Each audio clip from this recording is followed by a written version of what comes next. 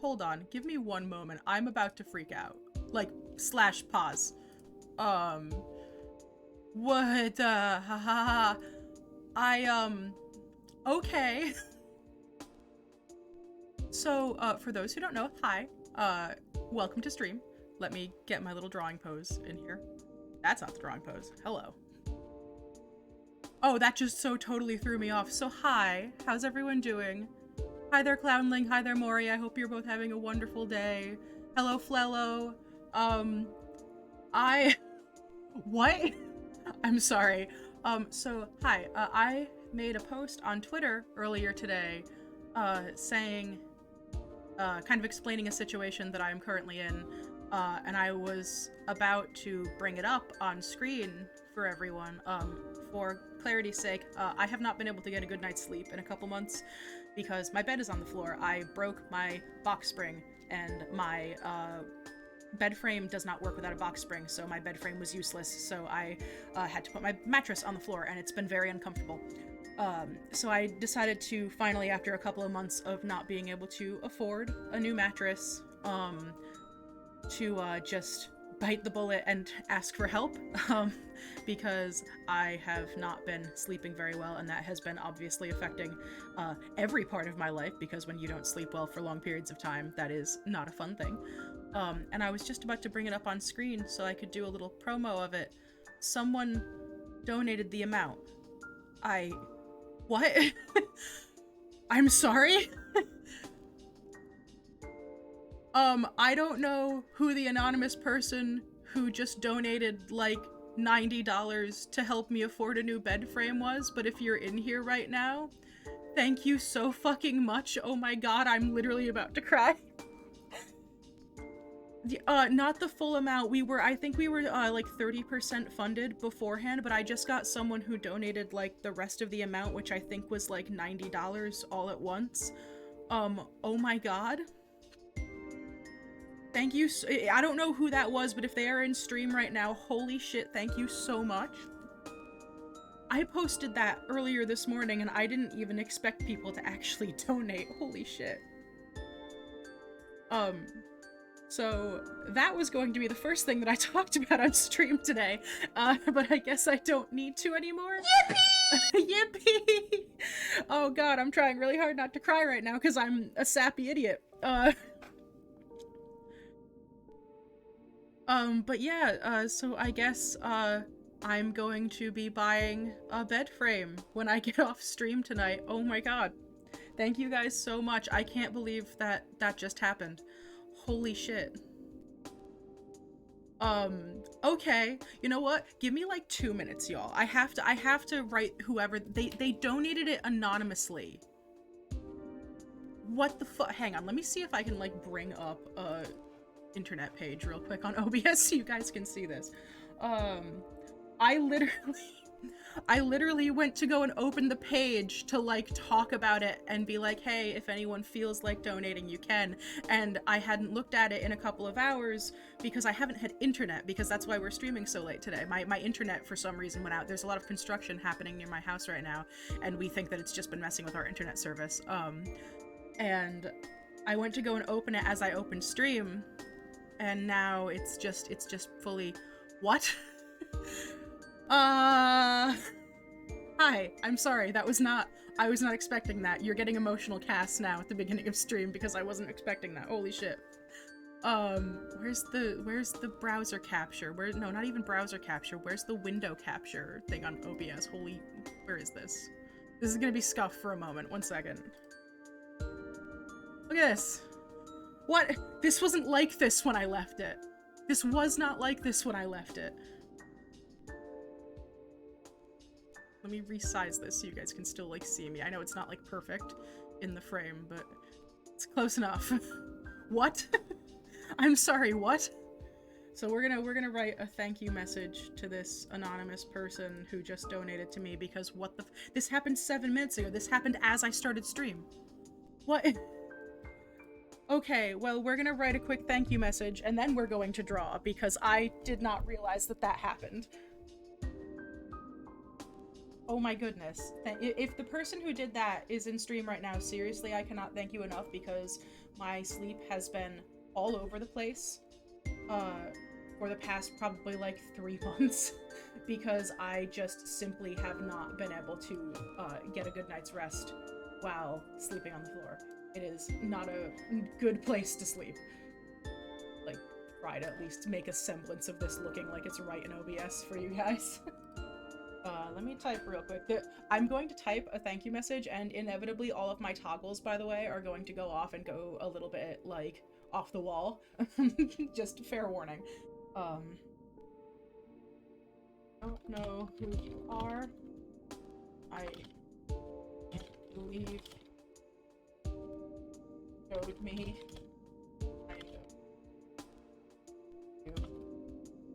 Thank you so much. This means the world. I can't type. I'm going to cry. Oh my god. Way to make the box bigger.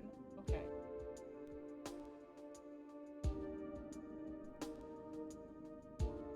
I don't even know what to say. I literally don't even know what to say. Some people are just so nice and it restores my faith in humanity. Same. Okay, like, full disclosure, like, I try to be this person when I can, but obviously I am not a very rich person, so it's often done in small ways, like buying my friends video games when they can't afford it and I can, and things like that, and just being shown that back when I needed something means so much to me. Holy shit, I didn't know that they did that.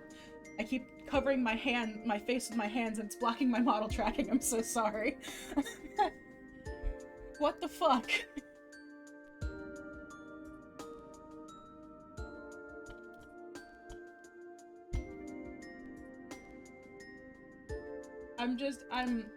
We're just gonna send it like that. What the fuck?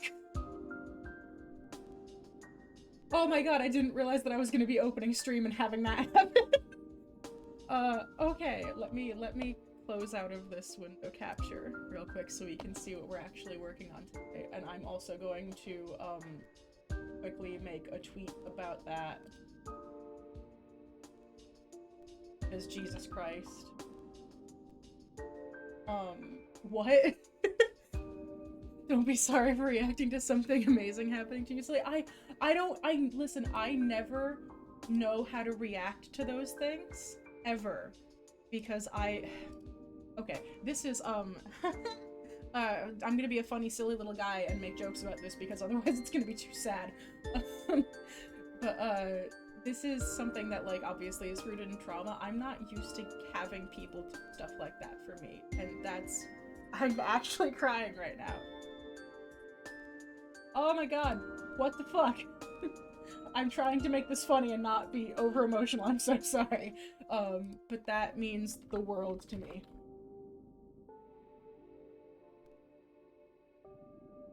Hi, Kibu! I hope you're doing well.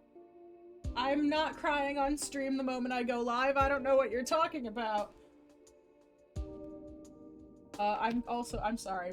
I'm getting distracted right at the beginning of stream because I didn't expect, like, any of this. I'm just going to also text Mod Tim because Mod Tim is the one who was helping me buy it because Mod Tim happens to work at the place we were buying this from and can, like, get discounts and stuff on it and, like, see if there's anything on sale or, you know, all that. And I just want him to know that that just happened. What the fuck? Whoever just donated like $90 to me so I could buy a new bed frame, I literally love you. I don't know who you are. Thank you so fucking much. Oh my god.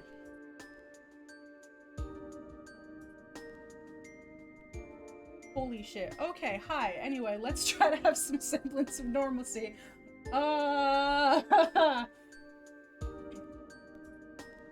Getting emotional over this is super valid. I would be too. It's such a nice thing. I'm really happy you're able to get the new frame. Yeah, me too. This has been like a long time thing of just like every time I think I'm about to have enough money to have it, there's always been like a bill or something that comes up where I'm like, fuck, I need to spend my money on this instead. And it's just been one of those things where like every time I get close, I feel like it gets away from me somehow. So thank you. Also, I apologize that we're streaming late today. I mentioned this earlier while I was getting very emotional. Um, but earlier today we were supposed to stream at like 2 p.m. That didn't happen, obviously, because I'm here now. I lost internet. There's a lot of construction going on near my house, and it's been causing our internet and our power in general to just be kind of on the fritz. The past couple days, we've been having issues with like the power flickering and the internet going out in short bursts, and for some reason it went out for like 5 hours today. So, but we're here now. I was originally going to be working on some emotes, and depending on what my mood is like, we might go back to working on some new emotes for the channel. We are, I think, if I've done my math correctly, because I was using an app that lets you look at your Twitch stats for this, you have to stream for 60 days to get access to follower-only emotes. Otherwise, if you haven't streamed for 60 days and you're not like within good standing or whatever with Twitch, you're only allowed to have sub-only emotes, and I really want to get follower emotes because my plan for our emotes in the future going forward is that subs will have access to all of our animated emotes, and then hopefully as people sub more, we can get more animated emotes for the channel, and you guys can help me decide like what kind of animated emotes for the channel we can use, things like that. And then I want all of the non-animated ones to be follower emotes because I don't like having a lot of stuff locked behind a paywall. Unfortunately, Twitch doesn't give me that option automatically. It's the only reason that all of the emotes are currently locked behind the subscription right now. So we will be making more emotes going forward, so that way we can get even more emotes for future streams for followers once I've hit the 60-day threshold. Animated frog eyes. We could do animated frog eyes. We could have me doing like the where is it? If I do hi. We could do like an emote where I'm like staring into the camera like this. But things like that. So I have one kind already, like a sketch that I was going to work as well as others. I sketched out a little hype emote, so it's gonna say hype, and it's gonna have us being all excited with like some confetti, and I might make the confetti look like little ghosties and skulls and stuff. Just to kind of keep it spooky, you know, keep it with our general vibe. But I also have had this sketched out in my computer for like a month and a half now, and I have not been able to find time to actually draw it, so I would like to start working on that as well. And this is just gonna be a chill stream, and we're gonna stream until I get tired because I don't normally stream this late at night anymore. So we're just gonna hang out and we're gonna have a good time. But I hope everyone is having a good day right now. I am going to be very emotional now, especially given what just happened. I started stream and I was like, it's okay if you're low energy, you've been kind of off because the power's been all fucky and like you're not streaming at your normal time, so we'll be fine. We're just gonna do a little chill stream and we'll be fine. And then I opened the Ko-fi page and I was like, excuse me, I'm sorry, that was 25% funded like 3 hours ago. Ah! Thank you so much for the sub, Clownling. Thank you. Oh my goodness.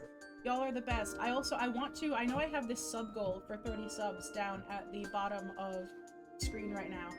I want to start making things like sub goals, where if you guys meet those goals, then we can do special things. Like, one of the things that I really want to do is a combination tarot reading and story stream where I read something, either something that I've written or something in the public domain, or I am trying to see if I can get permission to read part of my favorite book series. I did message the author. I don't know if she's going to get back to me. She probably won't, which is fine. Like, you know, she's a very famous author and she can do what she wants. But I want to see if maybe that can be something we can do as like a reward for something like that. I want to do at some point a big celebration because we hit 500 followers about a week ago, I think. So that'll also be a thing. But that, for right now, a lot of that is still just in the works. I really want to make tarot a redeem on the channel as well. So what I'm thinking is, like, when we hit a goal maybe, or when I do my 500 follower stream, we'll do a big stream where we do tarot readings together, and like that'll be the one time that it's sort of like a for free thing where I just kind of do them for viewers who ask for it, things like that. And then after that, I'll set it to like either like a channel point redeem or like a bit redeem or something like that, where if you redeem a certain amount of bits, it will trigger me to, you know, pause whatever we're doing on stream, and maybe I'll do like a tarot reading for you, or maybe we'll do like one of the 3 streams we do every week will be a tarot reading, something like that, because that's been like kind of highly requested actually. A lot of people have been asking me about that. I don't like this. One moment. Makes my canvas inhumanly large, actually.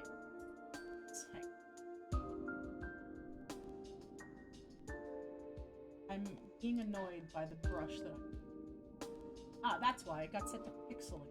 What's happening? That's better. So, my brush looks good when it's on like one of these settings. It gets nice and soft and nice. And somehow it keeps getting set to like the pixel only setting, which makes it look very rough. And I like the little bit of texture it has, but I don't want it to just be like super, super pixely. I don't know how it keeps getting set back to that, because I'm not the one.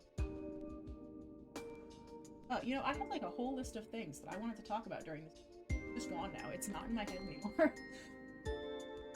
I need Mavis's these bitches nice to me, or redeem, or whatever it is right now, because y'all are so kind to me. I don't even know what to say about it.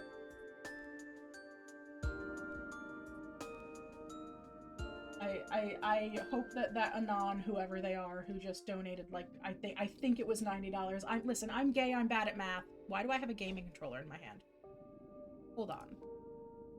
Fucking excuse me. That's not what we're supposed to be doing today. There we go. I apologize. My voice is also a little scratchy because, unfortunately, not getting a good amount of sleep also affects my vocal cords. Do you use Clip Studio? The brush you're using looks so good. I do use Clip Studio. So this brush is from the Clip Studio Asset Store. When I got it, it was free. I don't know if it's still free. I know a lot of creators offer their brushes free for like a limited amount of time, and then they change it after a while. But it is called the Froggy Pencil, and it has been my favorite brush ever since getting Clip Studio. I really like brushes that have just a little bit of texture to them. I was never a huge fan of super like smooth brushes because I feel like they make my art look very plain. And they also just don't feel right to me, like process-wise. I'm used to drawing on like paper and painting on canvas and things like that because that's what I went to art school for. So a brush with a little bit of texture that feels a little bit more like a pencil feels much more natural to my style, and lets me work a lot more easily, even when I color. I use Froggy Pencil for most things when I draw. The only thing I don't really use it for is sketching, and I just use the default Clip Studio Design pencil brush for that because it has like a nice amount of layering and a really sort of soft opacity. And it lets me erase it very well. But this is nice for like a nice hard line brush. Something I also really want to get better about within my own art, and this involves me like probably fucking with the brush settings actually. There's gotta be a way. Hi there, Golu. How's it going? I hope you're having a good day. But there is something I want to mess with in the brush settings. Hello, everybody. I'm Markiplier, and welcome to Five Nights at Freddy's. Hi, Pillow Lord. You fucking Five Nights at Freddy's reference. A trailer got leaked for that, right? I'm not imagining that. Yeah, same, Clown Lang. That is exactly how I am. Oh, you're playing Bloodborne, Golodot? That's awesome. I've actually played Bloodborne like twice, I think. I don't remember how you change this. I know how you do this in Photoshop, and I don't know how you do it in video. I'm on my brush settings, although you guys can't. I just want to make it so that, it has more, pressure dynamics.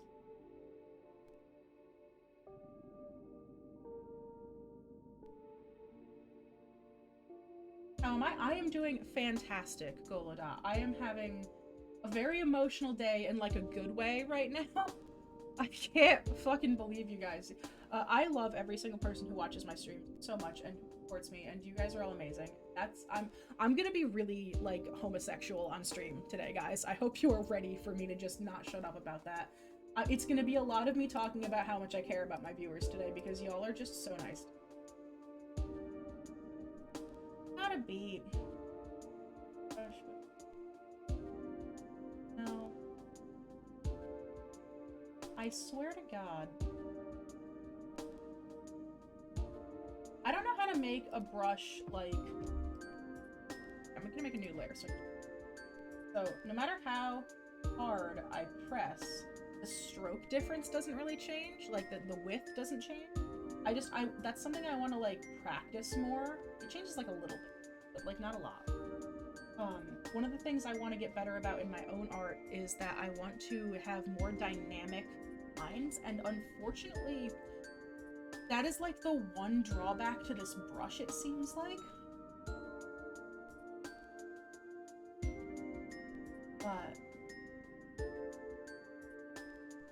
And I want to change that, and I know there's a fucking way to do it in Clip Studio, and God forbid I could find it. Oh, you're playing Splatoon right now, Pillow Lord. I love Splatoon. Splatoon is so good. Oh, yo, same, Clownling, same. Also, oh my god, I'm in love with you, /B. Ibu, I care you. Ibu, I care you so much. Why can't I find it? Ah! I apologize that we're memeing around for a moment while I mess with brush effects. I wish there was a way for me to get this to show up on Clip Studio, but when you capture the game window for Clip Studio in OBS, it only shows the main window for some ungodly reason. I'm Googling it, screw it. Hang on, I'm gonna Google this on my phone.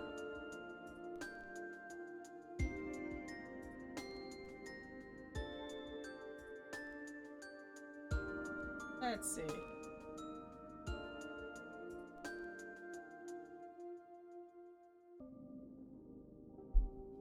I changed my Octoling to be femme-based because I'm zesty like that. I think I accidentally picked the femme Octoling when I first made my Splatoon character, and then I changed it. But, like, I might go back, honestly, because the femme Octolings don't really look all that femme. Like, they don't really look all that different from the masculine ones. I just like eyeliner. Like, my model has that kind of eyeliner on it. It's got the little bottom lash, and I liked that. I don't know, I might, depending on, like, how the clothing options are different, we might go back to that. Oops. Change brush, not width, like, what's the, change brush pressure. I don't know. You think I know how to Google for things? Change brush size with pressure, yeah. Like a brush that doesn't automatically. Your brush size, there is a slider for brush size. Okay. Alright, the slider, there's a tiny button.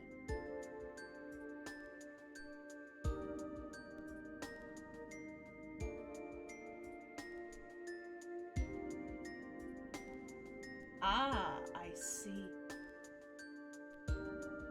I understand. Okay.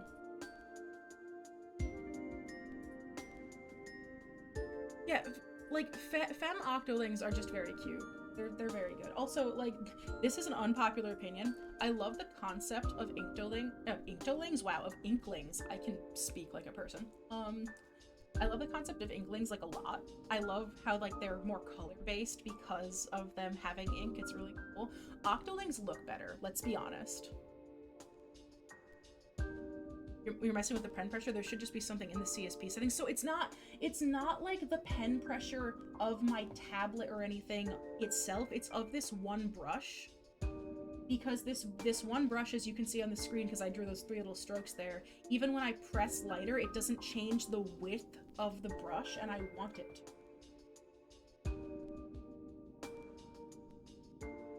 Do that. Does that fix it?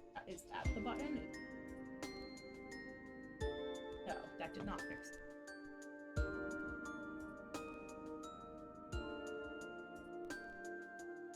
That's not right.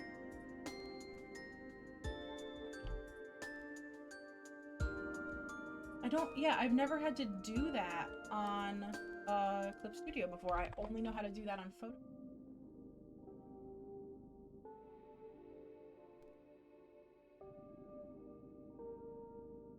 I'm gonna mess with this brush a little. Aha! I think I got it. Okay. Yeah, we got it. It's more dynamic now. Change the... Okay. Okay, that's really interesting. Clip Studio lets you edit it on, like, a curve. So, like, it'll have, if you ever click the, curve editing where it shows, like, the little... It's like a little graph, basically, that looks like this. And then it's got, like, a point here and a point here, and it lets you, like, edit the curves. It's like that. It doesn't let you edit it just, like, in a number amount. That's interesting. Oh well, it's fixed now. We can have a little bit more dynamic lines now. Hopefully I like it this way, because unfortunately I don't think I can go back. But this will let me experiment with my liner a little bit more. I really want to have, like, slightly more dynamic lines in my artwork. Like, one of my favorite things about a lot of the artists that I love is the little areas of pure black in, like, the blank spaces between their line art. And this might let me try that out a little bit.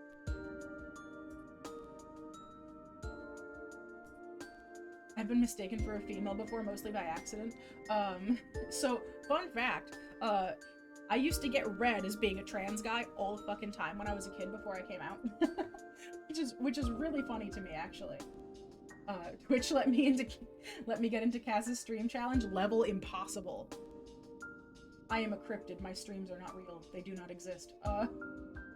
But when I was younger, I was dating someone with very long hair, and I was like that manic pixie cut person. Like, I constantly had super short hair.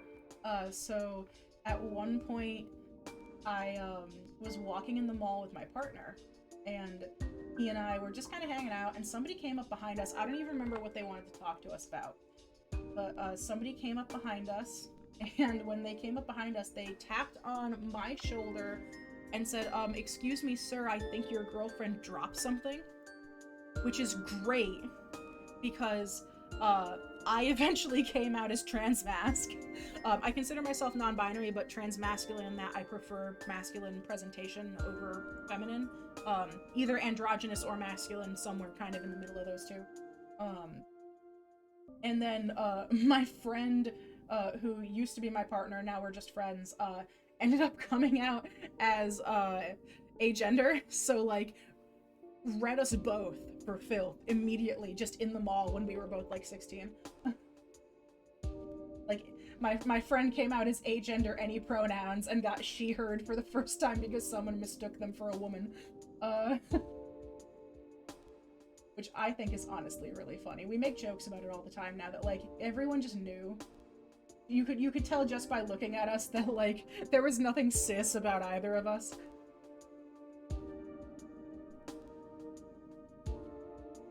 People used to confuse me for a dude at school all the time. I appreciate it now in retrospect, because hand tilt.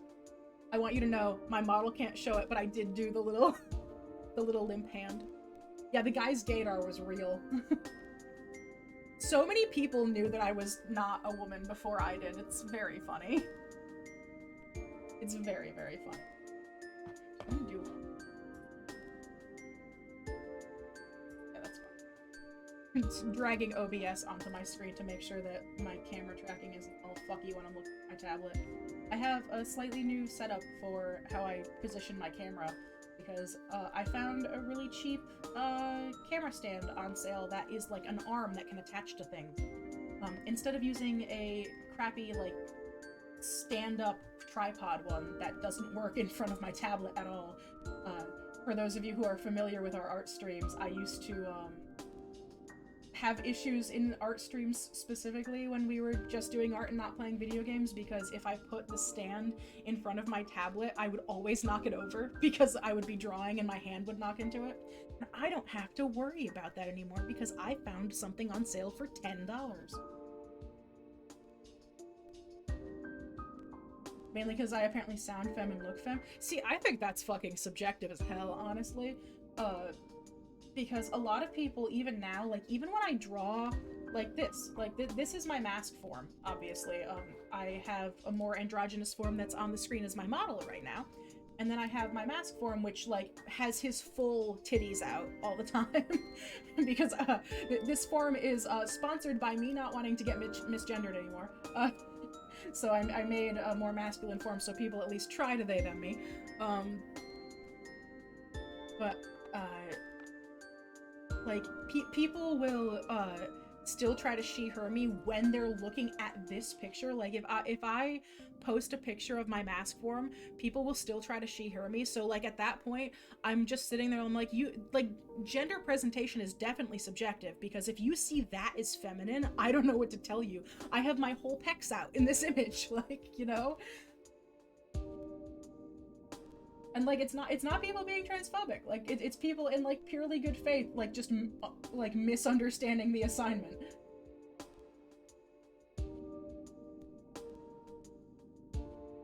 Hey, NB Trans Masked. We love NB Trans Masked household.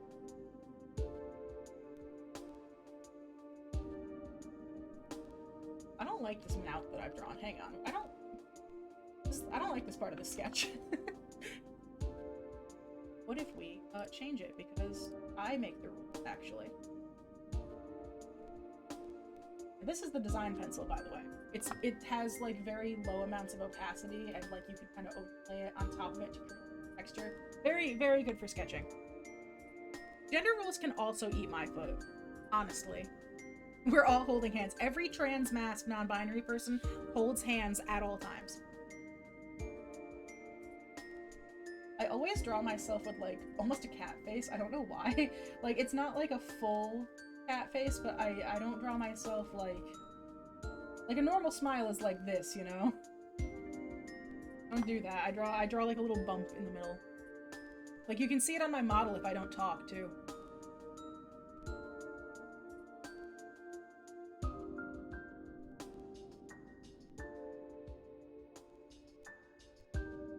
Always giving kitty mouth. Listen, kitty mouth is good.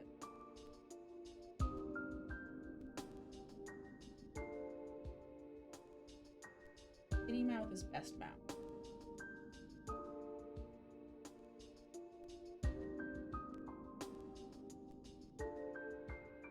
If I just, like, stares into the void real quick. Yeah, like, sometimes you just gotta be a funky little guy, and funky little guys have cat mouths.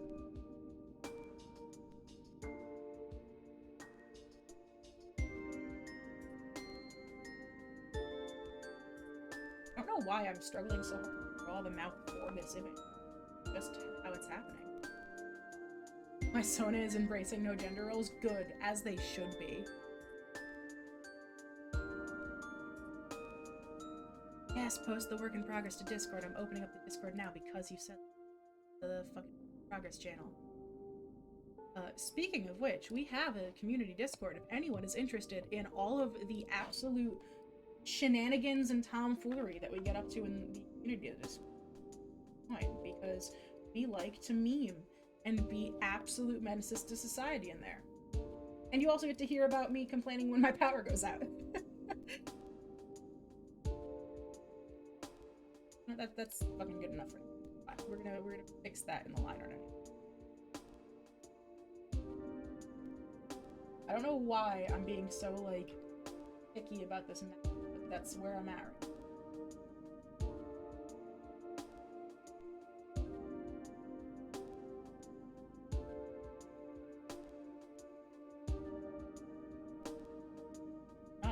Having so much pen pressure free brush. This is kind of nice, but it means I have to pay attention more to the strokes that I'm doing.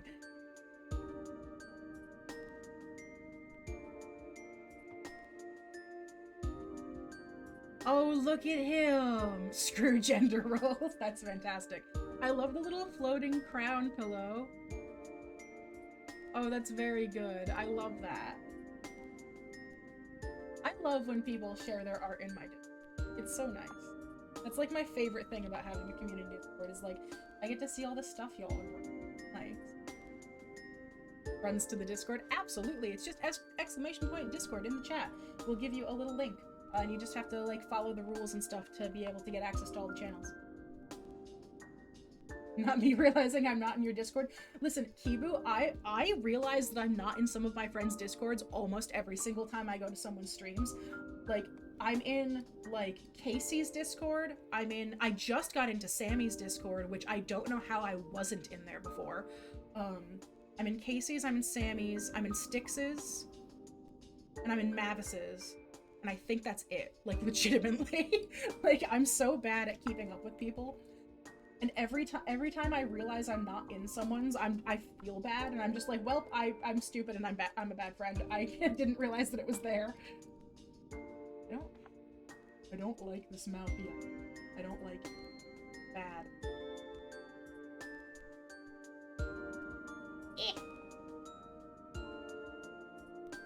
I also, so I have multiple different sketches for this one illustration, because my plan here is to make multiple versions of it that can kind of be like a transparent PNG sort of thing. Not like a PNG tuber, but something I can use as like a graphic for my stream go live notifications and stuff like that. Oh, you've been lurking, I see. Understandable.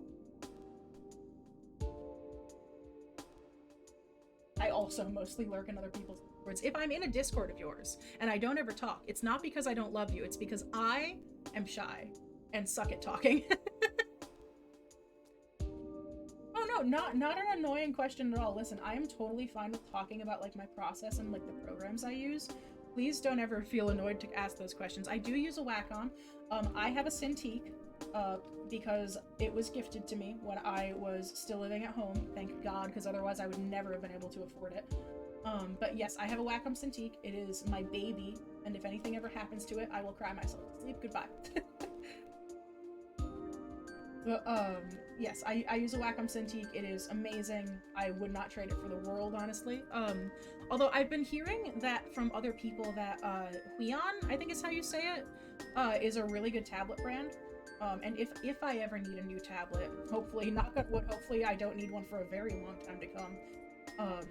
But if I ever do need one, I believe I will be going for the Huion brand, because, a couple of my friends have them and speak very highly of them. And I would like to try them out. I just get super curious about how people art, because, like, it's super impressive. Yeah, no problem. It is not a problem at all.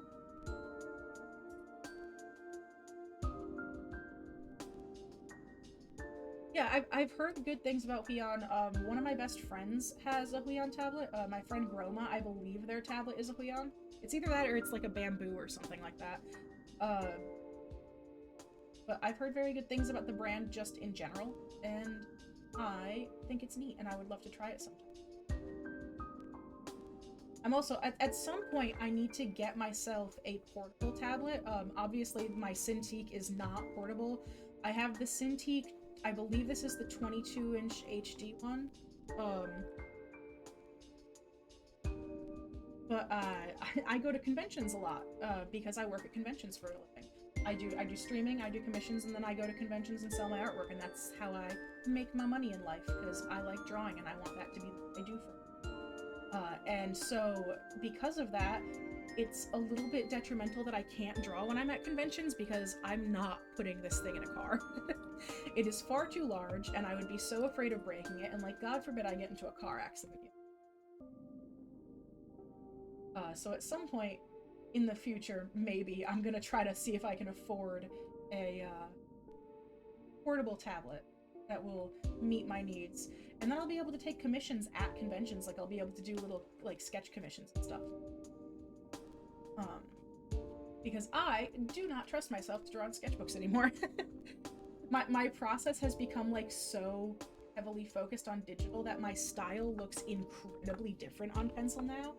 And especially because I am such a messy sketcher, it's so hard to create finished pieces on paper now, because I end up massacring the paper in order to sketch on it. I had the H1060p and it was pretty good, very spacious. It broke now, so I used the Wacom Intuos, the small one, because I'm broke. That's fair. I have an old iPad I keep Procreate on that's pretty good for travel. Yeah, I was thinking about getting like either an iPad or anything that would maybe be able to run Clip Studio, although I'm not really looking forward to having to pay the monthly fee for Studio. Um, I might just learn Procreate, honestly. I'm gonna miss the Froggy brush because that is like a huge part of how I do my style is uh, through this little line art brush that I use for god dang everything.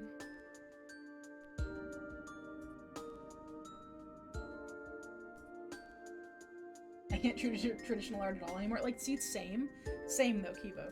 I literally have so much trouble doing traditional art at any time now. And it's because I'm so used to just like, oh, the transform tool exists and the Control Z button exists to undo any mistakes that I make because I'm stinky and got way too used to this. Yeah, Kibu, big relate. Big relate. CSP for a year is like $24 on the iPad. Oh, that's not bad. I don't know why I was thinking that it was like the full price for the regular program. By the way, in art news, you will never see me update to Clip Studio 2.0 unless they force me to. Because that is not great. Hi, if you are an art company and you are watching my streams, please know that if you do not actively support your user base and you try to screw them over at every opportunity, I will openly talk about how bad that is for you. I don't care if I'll never get sponsored. It's a bad decision. You shouldn't do that. Clip Studio's been making some questionable decisions about 2.0, and I'm not super happy about it because I was initially really excited for 2.0, and now I'm never going to get it, ever. Hi there, Batwick, how's it going? I hope you're doing well.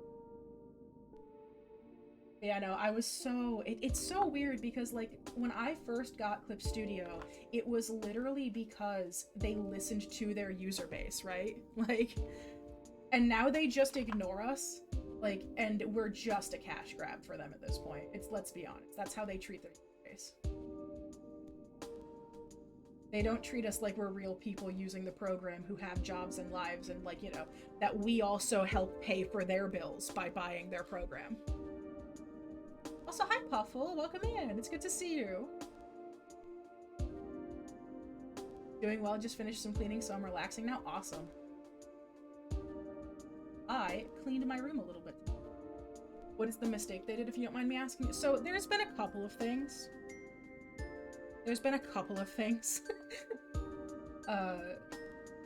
So the most recent thing is that, so let's say you've already bought Clip Studio 2.0, because this all started with them announcing that there would be a new version of their program coming out that would require another purchase, basically, which I understand that it's a large update, so requiring another purchase is what it is. Like, I'm not super mad about that.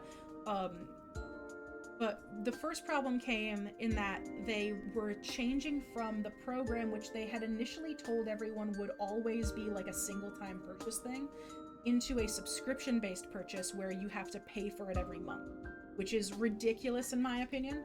I don't mind having to pay for a major update like that because they had essentially like reinvented the wheel for their program. I would have been fine with like, hey, we're making a new version of the program that's like kind of its own separate thing that's way more advanced. You know, we'll have you pay another one-time fee and then it's yours. But they decided to make it a subscription-based thing, which I don't particularly agree with to begin with. But, you know, they can do whatever they want on that front. And then the big thing that is currently annoying me is that, let's say, okay, for example, I lost internet today. We've talked about this earlier on stream, is that I spent like 5 hours with no internet service today. If you pay for their new subscription service, and you lose internet, so you cannot actually log in on Clip Studio Paint 2.0, on 1.0, you would still be able to like go in and use the program, you just wouldn't be logged in. It basically recognizes, oh, but your computer still had the registration key on it. But it doesn't lock you out just because you can't log in because you don't have internet. In the new version, if you don't have internet, it lets you stay online for like an hour, and then it kicks you out and doesn't let you use the fucking program. Which is ridiculous. Like, that's just insane to me. It's absolutely ridiculous to me. So, you know, I will scream to the ends of the earth that Procreate is making some really sus decisions right now. Not Procreate, sorry, misspeak. Clip Studio is making really sus decisions right now. I was reading chat and I saw the word Procreate and said Procreate instead of Clip Studio. Oh, well, you just explained why I had my issue, thanks. Oh, wait, Kibu, did you update it? Oh, God. Yeah, CSP has been making some really, like, bad decisions recently. And it's something that, like, at one point they made another really questionable decision to, start doing stuff with AI, which obviously no artist was happy about. Like, literally no one was happy about. Everyone saw that and was like, excuse me? Like, you can't do that. That actively alienates everyone who uses your program. And it was so unpopular of a decision that they rolled it back and said, hey, we're sorry, we didn't realize that this was super tone deaf, we're not gonna do it anymore. Which I appreciate, although I don't know how the fuck they didn't think that that was gonna happen like that to begin with. Also, hi Tim. I saw Tim do offerings to the ghosts a little while. You caught me in a ramble, I'm sorry. I'm gonna take a quick sip of water. I know no one's redeemed hydrate, but if you would like to take a sip with me, babes, please take a sip. My voice is not doing great.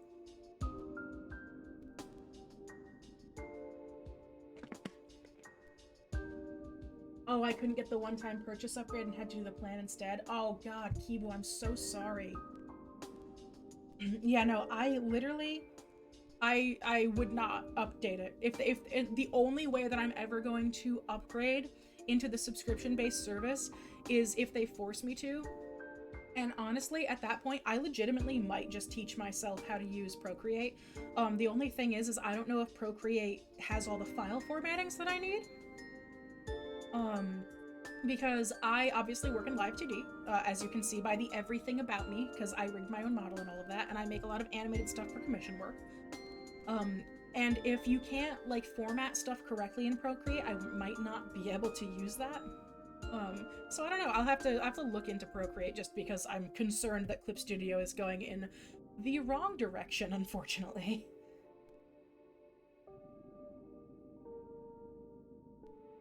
Hydrate before you dihydrate. I'm gonna rename the Hydrate Redeem to Hydrate Before You Dihydrate. I swear to God. Procreate is really hard to use for Live 2D, is it? Okay, then yeah, I wouldn't be able to use Procreate then. That's kind of my big drawback, is like, I have a very old version of Photoshop that I did pay for. Well, my parents paid for. I got it when I was very young. My dad and mom, when I was super young, got me, like, thank you for the save. My dad and mom got me Photoshop CS4 to give you a hint at how old I fucking am when I was like 12 or 13 because I really wanted to be an artist. So I have that on my laptop and I could probably transfer it over onto my main computer, but it's such an old version of Photoshop that it like barely functions on new computers. Oh, and the quality for Live 2D models isn't the best quality? Yeah, I wouldn't be able to use Procreate then, because I need that. I need that high quality. You gotta have the quality, guys. Have you tried the glaze things? It makes your art supposedly unrecognizable to AI. I haven't tried it yet. I want to. I do really want to try glaze.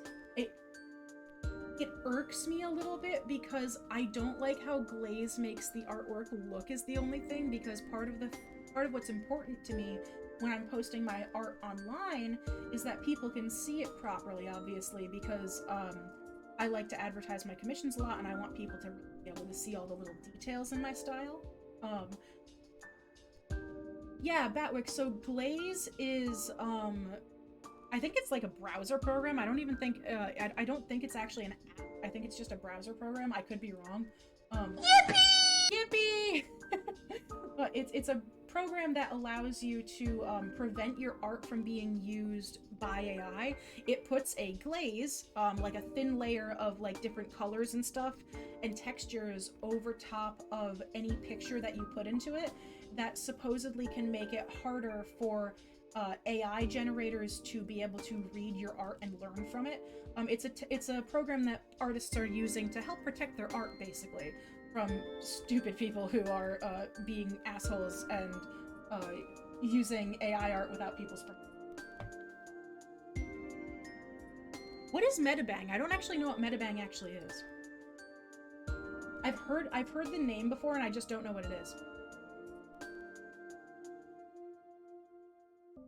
Also, because I know he was asking before, hey, Tim, I don't know if you're still looking for dinner ideas while you're listening to...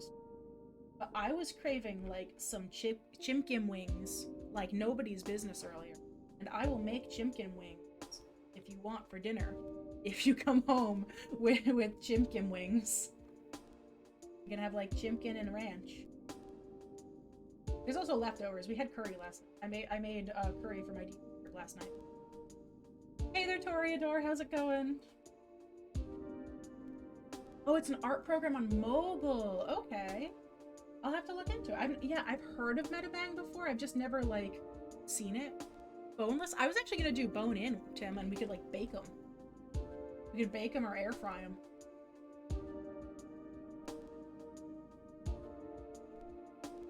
Ooh, what kind of curry did you make, Clownling? I love making curry. Curry is probably my favorite food on the planet. If you ever want to get into my heart, you have to make me curry, and it has to be really good curry.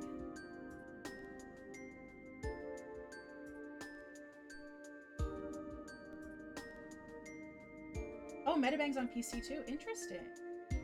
I'll have to look into it. Like, I'm not interested in getting a new program right now because the thing is, I do really like Clip Studio Paint, and as long as CSP keeps their word on, like, not shutting down Clip Studio, like, as long as I'm able to use this program that I fucking paid for forever, I'm fine with that. For right now, anyway. But if they start trying to, like, roll out these weird-ass updates where they're changing their mind about everything and treating their user base like crap, I would like to find a new program just in case. You know, on the off chance that something goes very wrong. Ooh, butter chicken? Yummy. I love butter chicken. My favorite sort of curry chicken to make is chicken korma, which is very, very good. It's not super spicy. It's sort of like a peanutty based curry. Very, very good. And I like to make it for my D&D group because they all really like it. And I make it 3 different ways now because I'm indecisive, and instead of making decisions, I'll just make it all 3 ways and then let people pick whatever they want. I make it with, normally I make it with either chicken or tofu, and I normally make both because some of my flavors in D&D, the Vine Boom, hi Ghostra!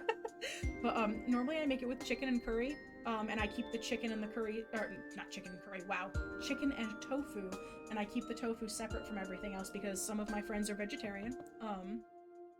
And recently, me and one of my friends went out to like a Pakistani place that had a buffet with some korma at it that was like a vegetable korma, and they used potatoes instead of a protein.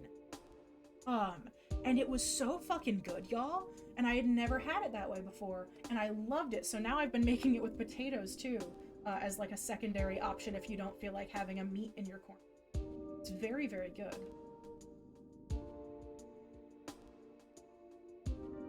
Butter chicken is, yeah, butter chicken is Tim's favorite. Tim would let me make butter chicken every day for the rest of his life, I'm pretty sure, if I let him.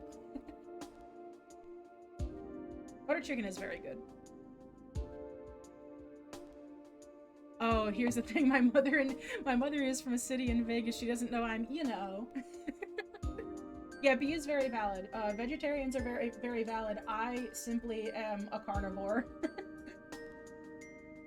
Although, actually, I'm gonna be honest, I've been enjoying, like, now that I've been eating things like tofu on the regular because of people like B, because obviously B is a vegetarian and he's one of my D&D players, I've been enjoying meat less. It's weird. Like, I'm not ever gonna be, like, fully vegetarian, I don't think, because I do enjoy things with meat on occasion, but, more often than not recently when we have, like, chicken and stuff, and we put it into something when it's not just like a baked chicken breast or something simple like that, but like if we're having a curry or a soup or we're making like ramen and stuff like that, whenever I'm eating the chicken out of it, I'm just like, I kind of wish that this was tofu. I kind of wish this was tofu. I just really like tofu. I don't know. So like, I don't know if I'll ever be entirely vegetarian, but I do enjoy tofu a lot now. Oh, your grandmother doesn't know. I see. That's understandable. Yeah, so sometimes I'm just craving veggies more than meat, especially recently. Just because vegetables have always been, like, texture-wise, something that I've had trouble getting a lot of in my life, because obviously, hi, I'm autistic, so of course I have fucking sensory issues. Because who would I be if I fucking didn't, right? But I've always had food sensory issues. Not to an extreme, honestly. I'm not super picky about foods. And I will eat them if they are put in front of me because I was taught that it's rude not to. But there are foods that I won't make, like, of my own volition, if that makes sense, if I can avoid it. And a lot of them are vegetables, and it's not because I don't like the taste, it's because the texture icks me. Like, broccoli tastes amazing. I hate the texture of broccoli. I don't like that I feel like I'm eating seeds. Like, it's like, because the top of the broccoli almost is like chia seeds almost. Because it's just like little tiny bits, and I don't like that. And it's like that with me for a lot of vegetables for some reason. And that makes, getting veggies in kind of hard for me.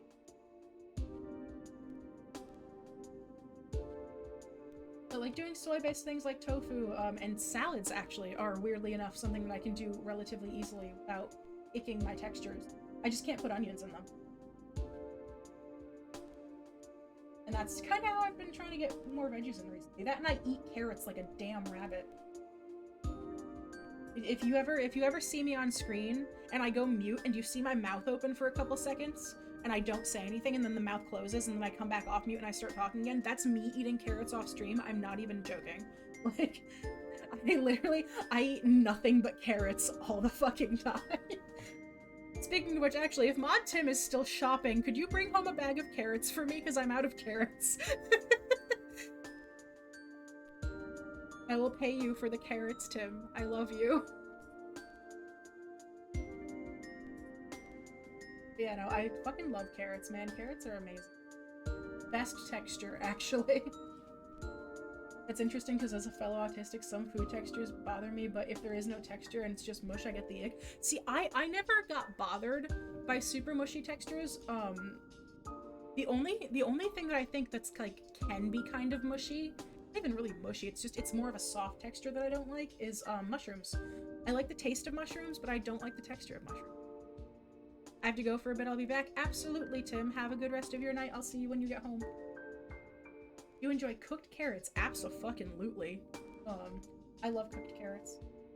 Like, a nice, like, glazed carrot is so good. I love carrots. Green beans are good. I like green beans.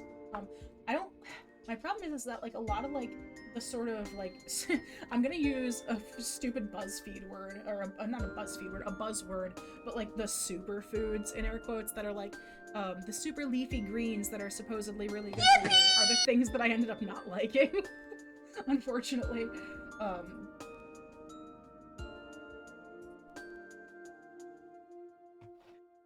But yeah, so, you know, it is what it is. I like certain things. I enjoy mushrooms if I can not chew them. Like, I don't like mushrooms on pizza, but I like mushrooms in soup and things like that. Because I don't have to focus on chewing them when they're in soup. BRB going to hunt for veggies because you made me hungry. Yes, have a good hunt for veggies. I hope you get very, very good veggies for a snack. Idea bunny ears, not in the inappropriate way, but like actual bunny ears. That would be so funny. I could make like a little rabbit redeem where it's just me eating a carrot for a couple of seconds on my model. My model just picks up a carrot and gets bunny ears because I only eat carrots. Cucumbers with flaky salt? I've never had cucumbers with salt before. That sounds yummy. That sounds very yummy.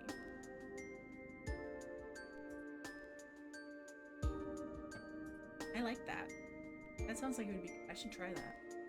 Also, I apologize. I'm scrolling back up because I know I missed a couple people who were talking in chat.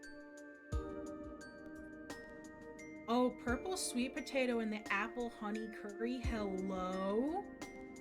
I want that. Y'all making me hungry. I'm sitting here with like what my okay, so you all know if for anyone who has depression or executive dysfunction, you will know what I am talking about here. But so whenever I am having burnout issues, which I have been having because I haven't been able to sleep like a normal person for the past couple months, but whenever I am having burnout issues, my depression kicks in pretty severely, and because of that, I can't really get a good night's sleep, and I don't have any energy to do things like cook. So my ultimate, like, depression, you're too burnt out to think kind of meal is literally just, like, a cheese quesadilla with, like, some sour cream on it that you make in the microwave, and I have some of those sitting next to me because I got up and could not be bothered to cook.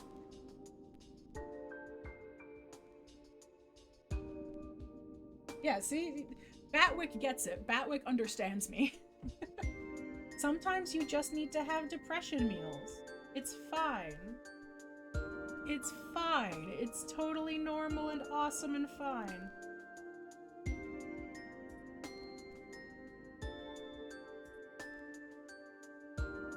Sorry, I'm responding to a text message real quick. There we go.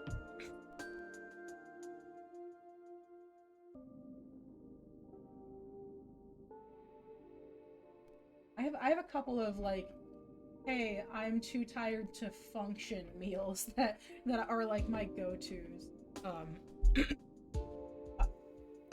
I try very hard to cook as often as possible just because, like, I really enjoy cooking. But sometimes depresso happens, and that is not a possibility. So, you know, we do what we can.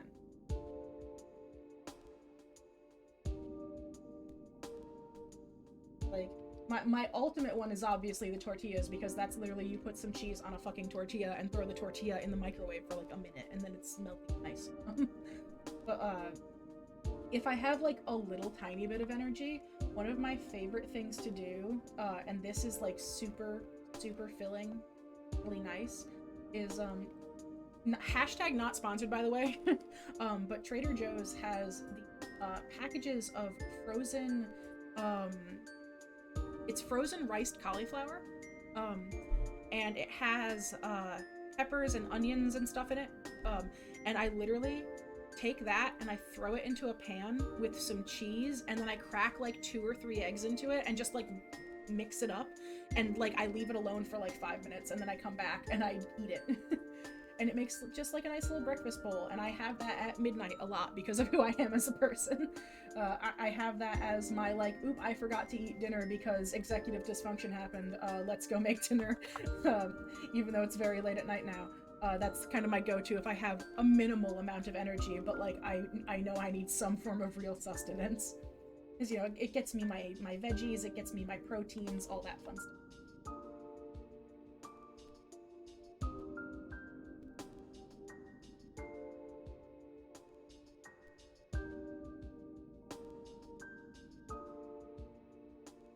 Also, my job gave me free cookies for my birthday coming up. What kind of cookies? I want cookies. Oh, the Pokemon are flying across the screen. Oh no, there's a bomb. Ah! The Cerula just flying. Me when I'm in Breath of the Wild and I do a bullet time bomb. Bullet time bomb? BTB, is that what that stands for, right? Or no, bullet time bounce? I can't remember what it stands for. Whatever that word means. No, I was trying to stay in the corner. I love that everyone always tries to get themselves on top of the sub goal, which I think is really funny.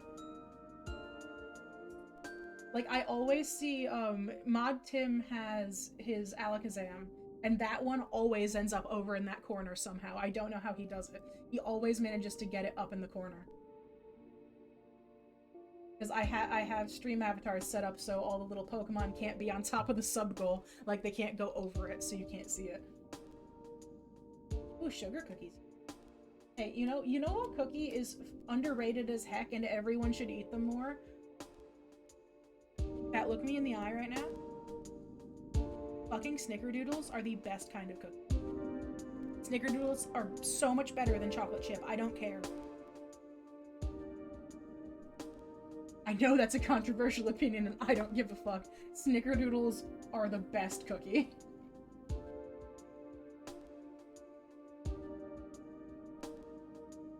Or I was there for the past few streams. Yeah, for some reason, like every once in a while, it'll spawn someone over there, and then they stay over there forever. It becomes your spot.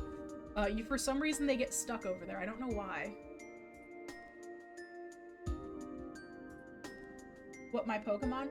If you're not sure which one your Pokemon is, Pillow, you can go down below the stream. There's a little stream avatars thing that lets you pick which one.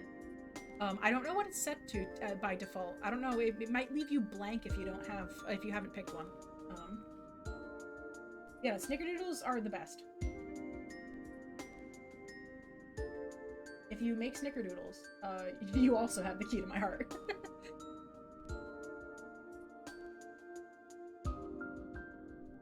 I keep looking over at Gage and they're both sitting on my...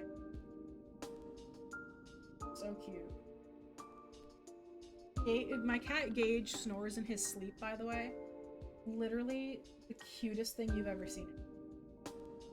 He snorts. He snorts in his sleep.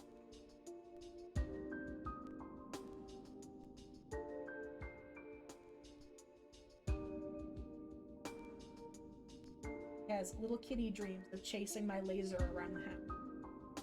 Below the stream where? So like here, I'll put my stream. I have a moderator. Not what we need. That's me. Mute that so I can't hear myself. So if you scroll down Pillow, this is for desktop. I don't know if you can do this on mobile, so if you're on mobile, this might not work. But if you scroll down where it says like about, rules, fact, all that, down at the very bottom, there's a thing that says stream avatars and it shows a bunch of Pokemon. And you can search for whatever Pokemon is your favorite, and you can even like make it the shiny version and stuff with some of them. And you just pick one, and as long as you have enough points to buy it, which you get just by like being in stream and hanging out, you will be able to do all of that. And it'll appear on screen and run around. Although many of them are currently hiding behind Beauregard and Morgana. Let me see if I can move Boo and Morgana over, because I moved them into the center specifically when we were playing The Legend of Zelda, because they were getting in the way of the map. Ooh, come over here. Morgana, come over here. Let everyone be seen. Oh, they all go flying.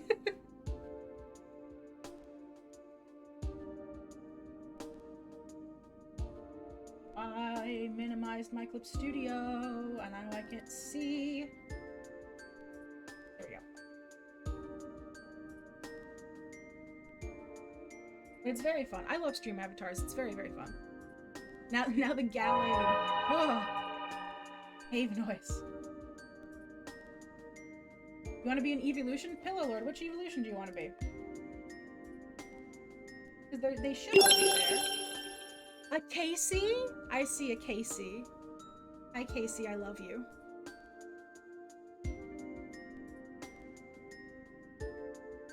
Me when I see my friends and I just... Get you! We are simply vibing and chilling. Yeah, Pillar Lord, if there's not an evolution on there, that would be surprising to me. There's supposed to be all 900 Pokemon on here. Or 1,000, or however the fuck many there are at this point. But I know that there are like a couple select few that are missing. Like Mod Tim actually really wanted to get Masquerain, and for some reason it wasn't on there, and I don't know why. I really do have to go into my stream avatar and see what the heck is going on there. Ghostra, if you want your shiny Litwick, let me go back to my Twitch. I'm such a visual person. I have to like, I have to open it and do it myself. So if you want a shiny Litwick, for this to load, stream avatars, please. Stream avatars load. And you want a shiny Sylveon? Okay, let me I type in Litwick first.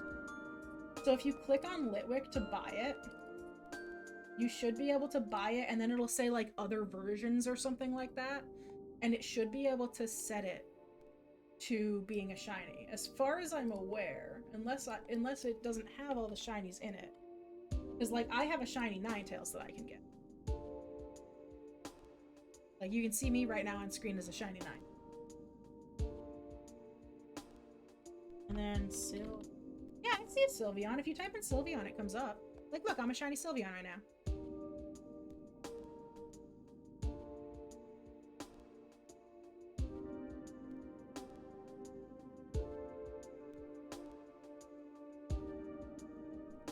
I think my pronouns should update now. I keep forgetting. It still says he, they for me, Casey. Isn't it supposed to be they, it? Am I wrong?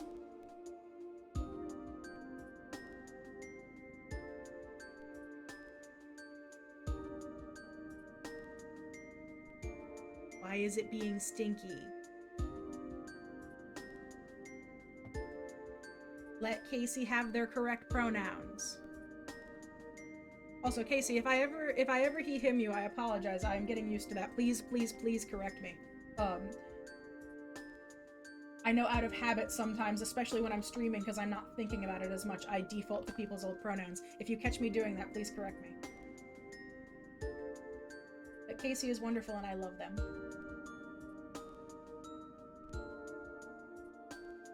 It is, but it's being stinky.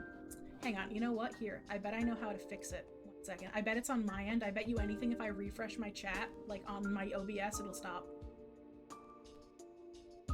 Chat box. Chat box.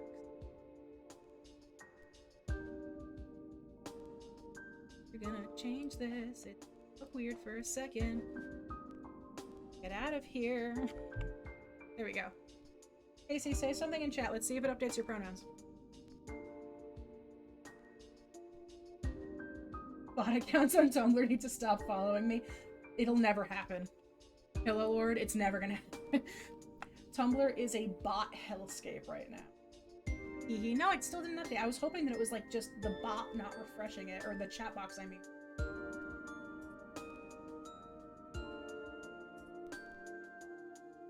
Why the pronoun thingy broken?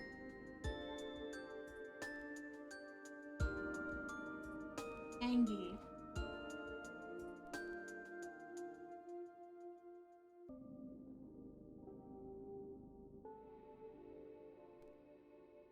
One 800 very Angie.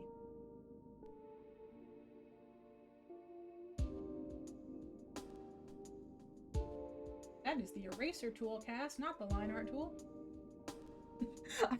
I love how people keep using bombs on the Pokemon down below just to make them go all over the place. That's like very funny. That is one of my favorite things about stream avatars, that you guys get to mess around with them and do fun stuff with them. It would be so cool if I could make like a custom stream avatar sprite pack for like Beauregard and Morgana, and I could make a little one of me and I could let everyone pick between being a Boo or a Morgana, and we could make a bunch of little ghost ones or something. I do like the Pokemon we have. We would definitely keep the Pokemon. It would just be an additional yeah, so, or I don't know if you have to, like, be a partner with them or something. I haven't really looked into this, but it looks like from the way that the packs work, they're just sprite packs, really. So as long as you are able to make sprite packs, which I've made pixel art before, so that wouldn't be like a huge difference to me in terms of like style and stuff. I think you should be able to upload custom packs. I think, maybe? I've never tried, but we could figure that out. You'd stay as your child? That's understandable, Ghostra. Your child is very adorable.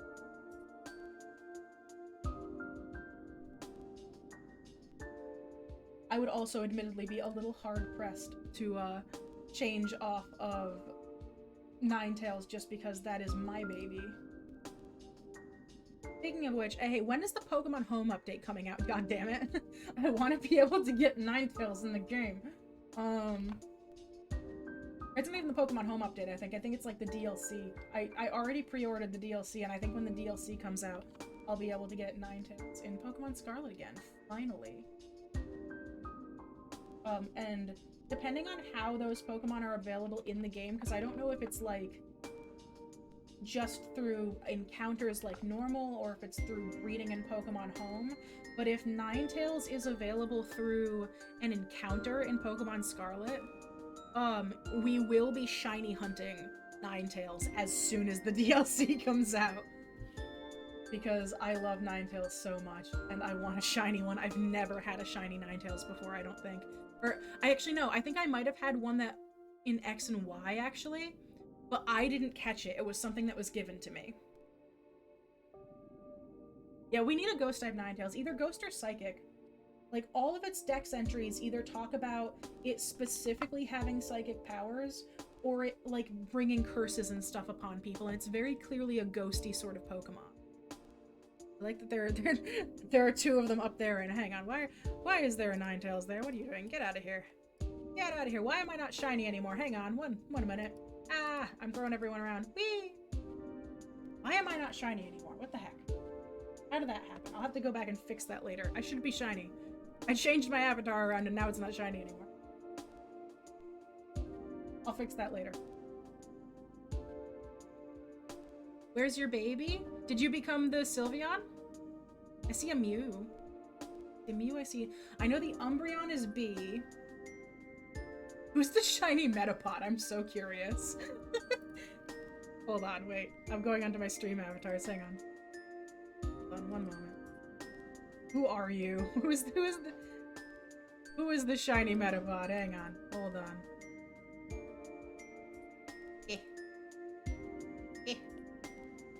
I can't reach the shiny Metapod. No! Whenever this program tries to full screen, there he is. Casey, why are you a shiny Metapod? Oh, that's very funny. Oh, you can't because you're on mobile. Okay, I'm sorry, Pillow.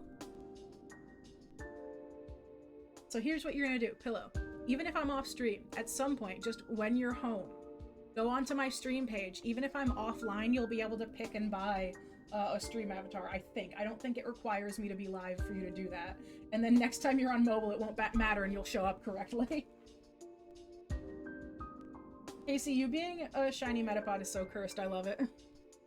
Proglore just died. It's fine. Casey is now over in the corner hanging out over there. I don't know what they're doing. Oh, there's a space foul. Casey turned into a spacey friend.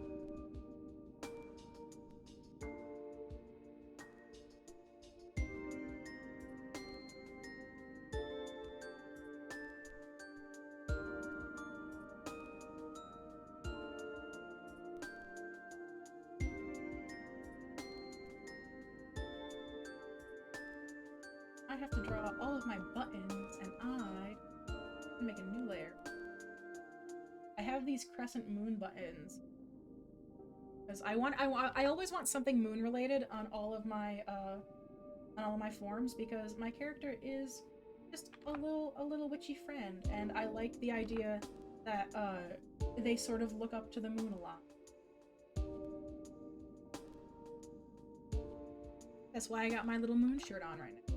And since this design does not have a moon shirt, I made little moon buttons.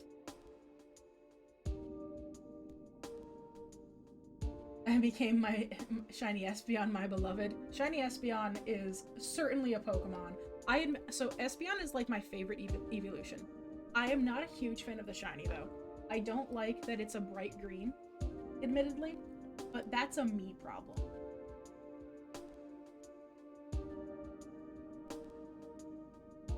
Like, I'm one of those people who, like, I look at Espeon and Umbreon, and because I was a Gen 2, like, first Pokemon game was Pokemon Colosseum, where Espeon and Umbreon are your two starters in the game kind of person, I'm of the opinion that their shinies should have been, like, inversed colors of each other. So, Umbreon should have become pink with red markings, and then Espeon should have been black with a yellow gem.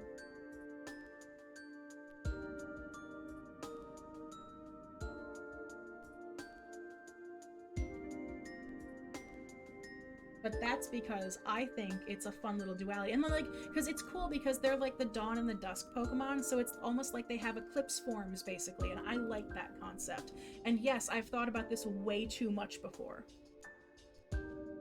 I want to be the magical girl one. Where can I find it? It's so, if you're looking for the shiny, I can't remember exactly how you do it. It's like you either double click on it or something, and it shows you different form options for the Pokemon that you have.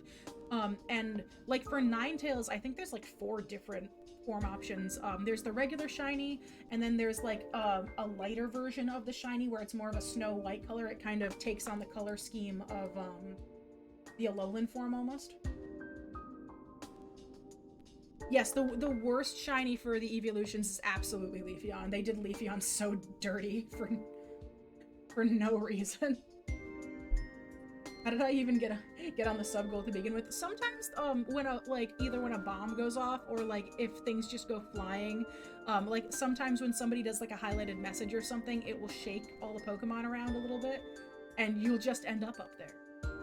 And then you stay up there in your own little corner. Actually, here, hang on. Flinging Ghostra across the screen because Ghostra was behind me. Whee!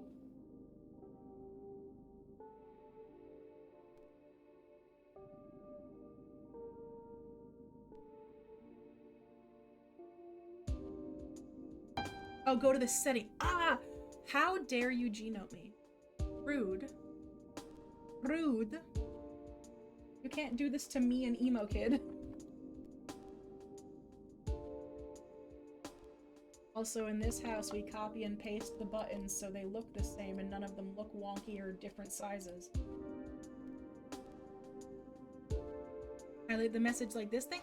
I can't. There are like different functions for it. Here, let me bring up the stream avatars menu. You guys are gonna see some weird stuff for just a second. It's that. So there's ways to redeem like bombs like this. And then there is a slingshot, which lets me like grab a Pokemon and it'll sling them in the air. Like if I do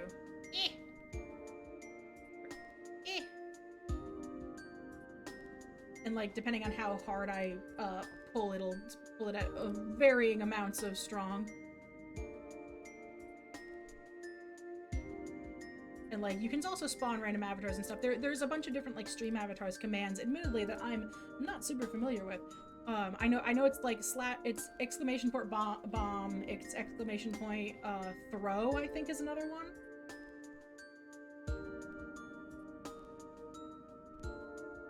I'm sorry you can't find it, Pillow. I need to become more familiar with like the stream avatars menus and stuff, so that way I can help y'all get all of your fun little Pokemon. If you, I know there's like a website and stuff where they explain how all of their commands work. I'm just not smart.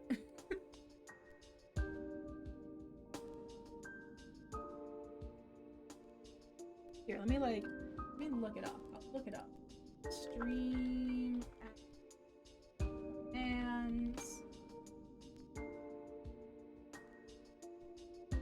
here, I'm gonna post a little link in chat for y'all. This is the official Stream Avatar website. This is a link to all their commands.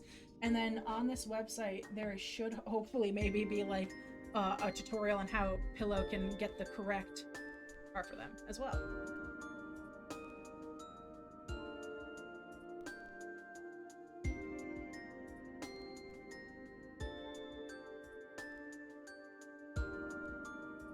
Oh, you did a little exclamation point hug? What does hug do? Does hug do something? Oh, on PC, if you scroll down where you can choose what Pokemon, or you can check settings, actions, etc. Ah, I wonder if that's just not available on their mobile version. It might be like a mobile app compatibility thing.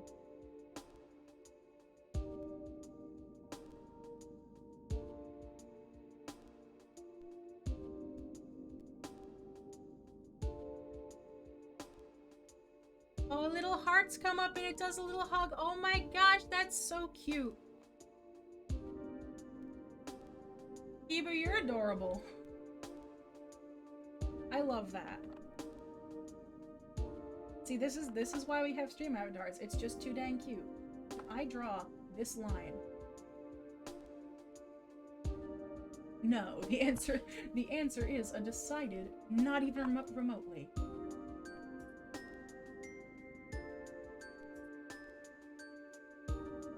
Also, random small vent. So this pose that I'm drawing here, I had a chibi version of this all drawn out. And I'm so mad because I had a chibi version of it drawn out, and I'm not even joking with you, I closed Clip Studio after I finished the sketch and didn't save it. I'm so mad. Didn't save once during the entire sketching process. Went to go make dinner, and when I already saved it, let me close this, and it did the thing where, like, if you have multiple canvases open at once, it's like, hey, you have one canvas not saved, and I had, like, a random canvas with, like, something that I had copied and pasted, I think, on it or something, and I thought that was the one that I hadn't saved, and it wasn't. Hi there, Eva, thank you so much for the sub. My goodness, welcome in, welcome in. It's good to see you. And thank you for the save, by the way. I am a moon person, Pix Cresselia. Understandable.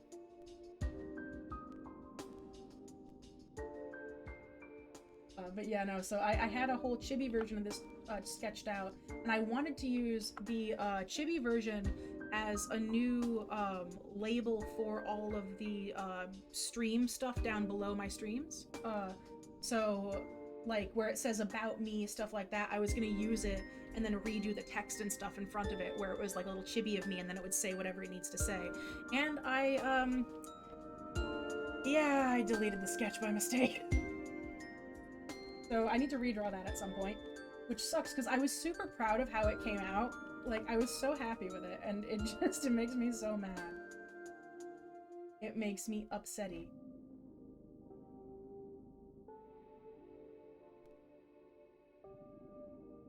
My child is still stuck. No! Here, hang on. We can cheat. We can cheat. Woo! Oh god! They're flying so far! Hang on, let me...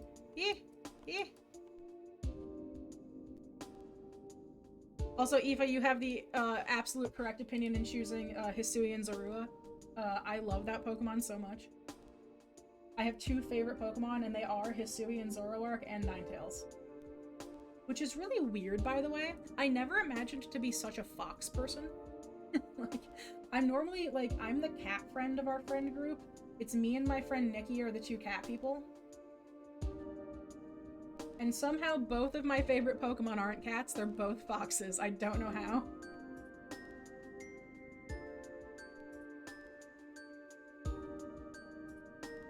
My color scheme for my Sona is reds, purple, and blues. What color should I make his shoes? Well, that's gonna depend, because, like, reds, purples, and blues, depending on how you're using them, like, if there is black or white or anything like that. Oh, hi there, Black Sugar Pill. Thank you so much for the follow. Welcome to Half Moon Hollow. I love how all the Pokemon are just flying around behind me.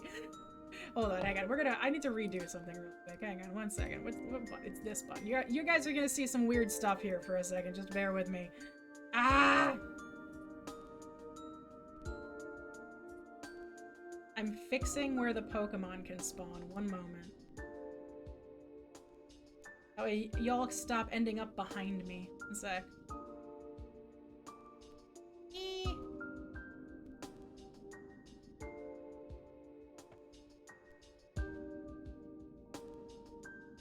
The Litwick is slowly floating. Hang on. That hopefully will fix it, and then I'll just, like, this, and I'll...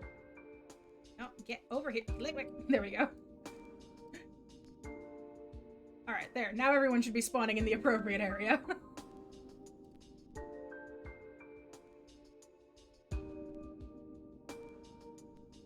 I'm just trying to get it back to my, corner on the sub thing. Thank you so much, Black Sugar Pill. I appreciate it, by the way. Thank you. I love that this is now a mess around in, stream avatar stream.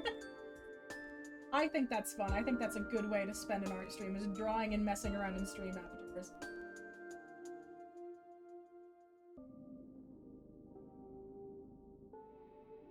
By the way, I would just like to take a moment to say I am so fucking proud of both of the hands that I've drawn for this. I did that in 1 try, y'all. Like, y'all have seen me draw hands on here. I can make good-looking hands. I'm good at drawing hands if I take my time on drawing hands. But drawing hands quickly is not my forte. And I did this shit in 1 fucking try, and I'm so proud of that. And the Owl Archer? Oh, Decidueye? Decidueye is a very good Pokemon. That was my favorite starter from that generation.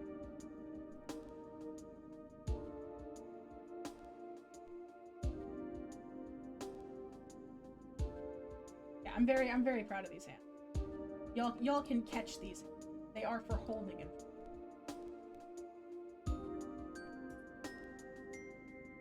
like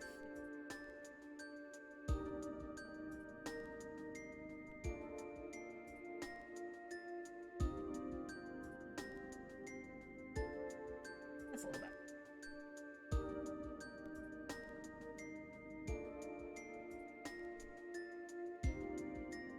It's weird suddenly having the ability to use pen pressure again. That's changing a lot of things.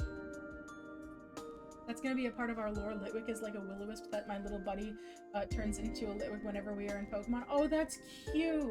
That's kind of like how I do with Beauregard. I always, whenever I'm playing Pokemon, I always name my Sinistes and my, oh god, what's the evolution of Sinistea called? Sinistea and Poltegeist. There we go. But I always name my Poltegeists and my Sinistes Beauregard, so that way Boo has a little way of being represented when we play Pokemon together. I even, I actually drew, where is it? Let me bring it up on screen.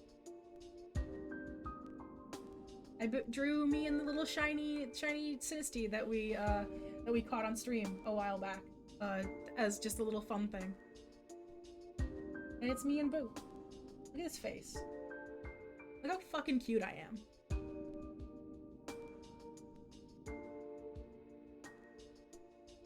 My favorite is Eevee and Sylveon. That's understandable. Sylveon's a very good Pokemon. Sylveon really said trans rights. We're gonna draw on a new layer so that way I can this destroying the arm. Alolan Ninetales is also very good. I admittedly, I prefer regular Ninetales, but that's just because I really like how spooky regular Ninetales is. Like, just in the lore, Ninetales is a very, like, sort of creepy Pokemon. It's like an omen when you see it. And if you piss it off, it'll curse you. Which is a mood.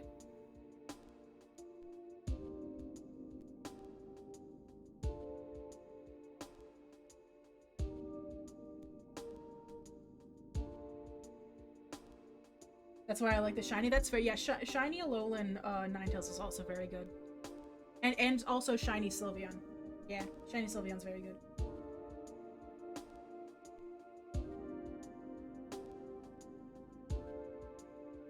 So in my mask form, I have this jacket, right? And the jacket has like a shoulder cape attached to it, so like the shoulder pieces come off a little bit in back. At this rate, I'm getting everyone but myself in the corner. You're sending everyone over there. Everyone's gonna go hang out. Here, hang on. Hold on. Lunix, which one were you? Hang on. We're gonna have Lunix be in the corner for a little bit. It's me.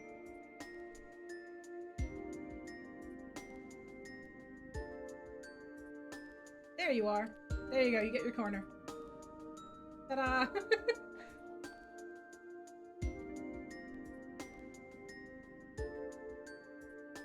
We are simply here to have a good time.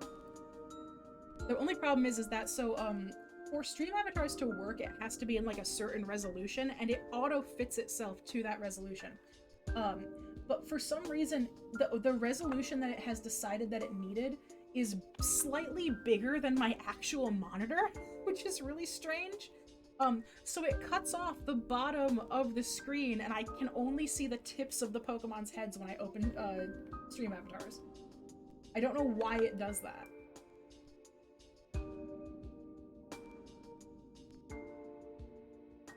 Do this on.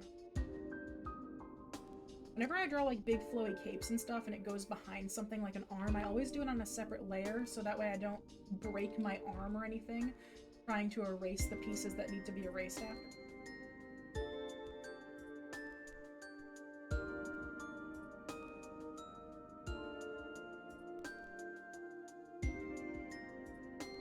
I've been really good today, Aoife. Today has been very... it's been like a weird up and down, because obviously I started stream very, very late because I lost power for like 5 hours. Not power, but internet for like 5 hours.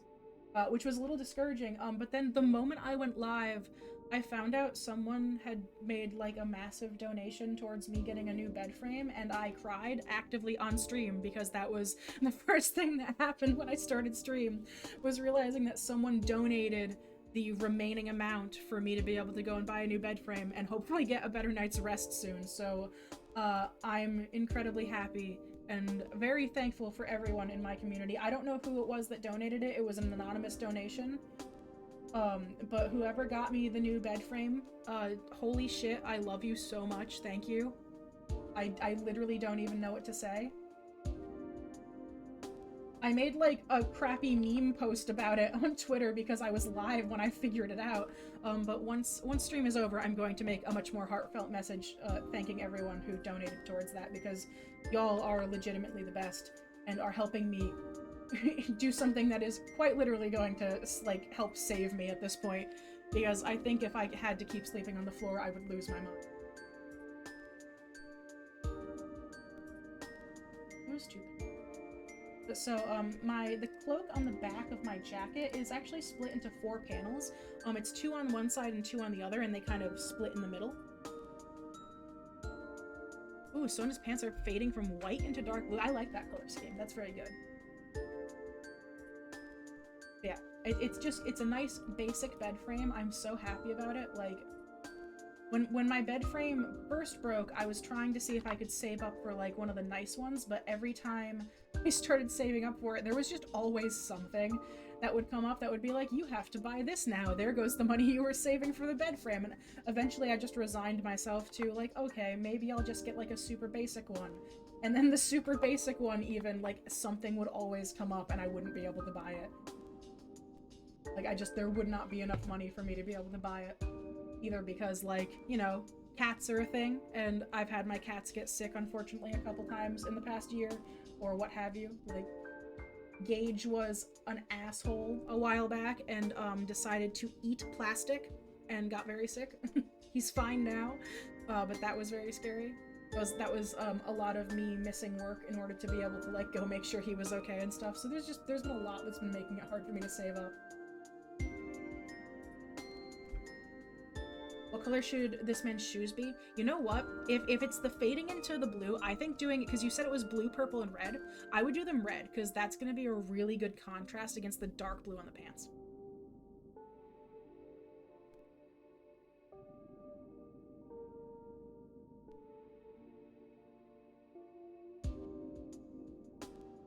Can I try to get everyone into the corner is the real query. That would be funny. We'll just have piles of people. Today was kind of the same for me too. I learned more about my mood shifts and have come to realize that I hop between 2 different energies, so I'm working on a fun little concept where I have my casual energy look be more like a normal fae, where my goblin is used when I'm in goblin mode. That's fantastic, Aoife. I love that. Sometimes you just gotta go goblin mode. That's understandable. That's kind of, honestly, that's kind of how I feel about this form that's in front of you right now on screen, like my model that I'm currently using. So I've been working on this mask form that I'm drawing right now. Has a model in the works for it. I have to finish shading all the pieces of it, and then I can finally start rigging it once I finally have some time. But I always, like, when I look at the other forms I make for my model, because I might work on a second form after this one is done, it's weird because I always think of the form that I currently have in my model as kind of like, this is the neutral, this is me being just a silly little guy. And then my mask form is much more like more elegantly masculine, I guess is the best way of saying it. It feels much more like how I wish I felt and looked physically, whereas the neutral form is more what I actually look like. And then I feel like I would use that during like more serious streams, like more less chaotic streams. Like this form that you see in front of you would probably be used for like gaming and stuff when we're all being really cursed together. And then the other one would be used for maybe like, you know, art streams or when I do tarot streams, things like that. Alright, the jacket has purple cuffs. Okay. Are you looking for colors for the main part of the jacket? What are we talking here? I learned a thing a little while ago. Would you like to see? Yeah, Lunix. Absolutely.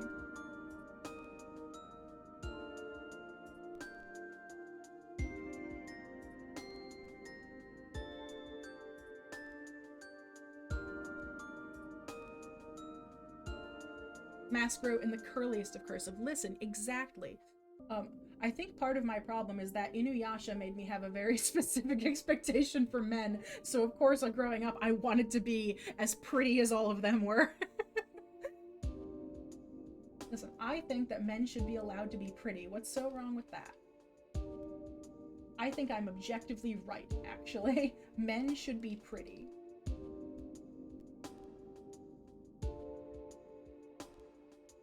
I'm just Faye in and out, so I've come to accept that. It's nice to be able to have visuals for myself and others.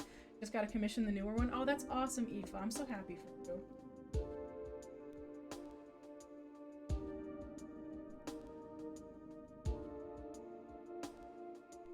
If you boil down my lore into basic terms, I'm a shapeless, spectral energy that has consciousness and able to change my formless energy to a variety of forms that I want. I'm also able to travel the multiverse since I'm just energy. Oh, that's neat. Ghoster, I love that. I also am just kind of a sucker for— Hi, Lunix! Thank you for the raid! Welcome, raiders. My name is Cass. I am your local spooky artist and witch friend. Today I learned you can raid channels even when you're offline. Lunix! Everyone's flying everywhere. Well, welcome back, Lunix. That's very neat. I didn't know that.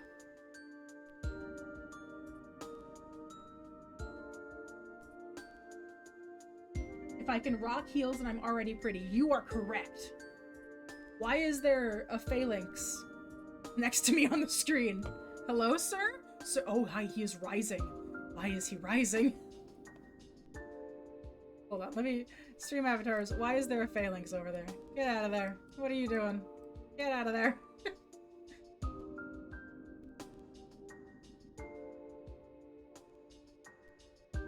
I love how much chaos we're causing with the stream avatars right now.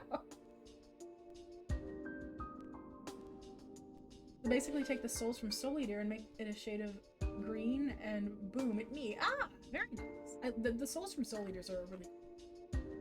Also, hey, has anyone seen, what the hell is the name of the anime? The Soul Eater prequel. It's the Fireman, the firefighter anime. I can't remember what it's called. Firewatch? Is that what it's called? No, that's a game. Firewatch is a game. Fire Force, thank you. I really want to see Fire Force. I really, like, it makes me so interested in it, knowing that that's, like, not, like, a direct prequel to, Soul Eater, but knowing that, like, the world itself is the world of Soul Eater before Soul Eater happened, basically. Like, it doesn't focus on the same characters or concepts or anything at all, but it apparently takes place in the world that Soul Eater exists in, like, a couple hundred years or something, maybe before Soul Eater happened. So, like, before all the Weaponmeister academies and stuff existed and stuff. I have not, but I want to watch it because I love the opening. Is the opening good? I haven't heard the opening. One of my friends told me that, like, hey, did you know that was the same universe that Soul Eater was in? And I was like, hello? What do you mean it's the same universe as Soul Eater? So now I really want to watch it. Soul Eater is a fantastic anime, by the way. If you have not watched Soul Eater, you are sorely missing out. This shoe makes me want to commit crimes. Hey, you know how I said that I'm really good at drawing hands? Sometimes it just takes me a little bit of time. It is not true for shoes. I hate shoes. Shoes are the devil, and they're evil, and I don't like them. Inferno by Mrs. Green Apple. I have to look that up. What color should I make this man's main jacket? Let's see, it's got purple cuffs. You got blue on the pants and red on the I would do, honestly, I would do more blue. Like, I would do kind of like the same, like, white into blue that you had for the pants and make it match. That way you've got kind of like a unifying color scheme.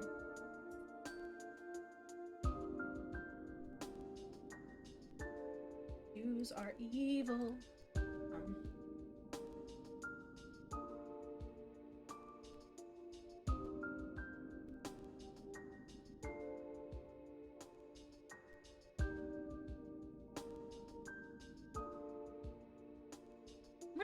One moment, I'm gonna go on Google real quick. I'm looking up a reference for the side view of a boot. Why did I just get hit with my own logo? What just happened? Oh wait, that's right, hang on. Y'all wanna see something funny? Ah, I forgot I did that. That's a new redeem that's not available yet. I haven't made the point command for it. I forgot I have it set to the hotkey for G, so whenever I type the G for Google, it does this. Ooh, white into purple would also be very good, Pillow Lord. Boot side view. There we go. Now I can actually see the thing that I'm trying to draw. My problem is also that like my foot's at an angle here.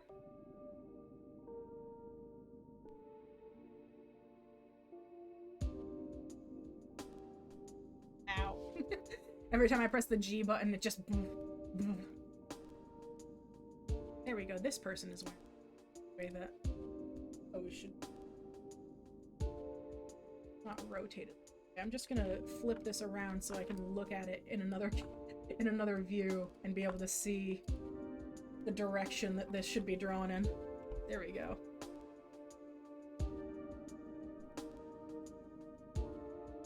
Okay, back. What kind of wings? Wait, are you still shopping, Tim? I was just gonna have you grab like either plain or buffalo wings, and then we could bake them, and we could have them with like blue cheese and stuff. Lemon pepper is also very good. I don't know do they have lemon pepper wings? I don't know. Tim, what are the options? What are the options for wings?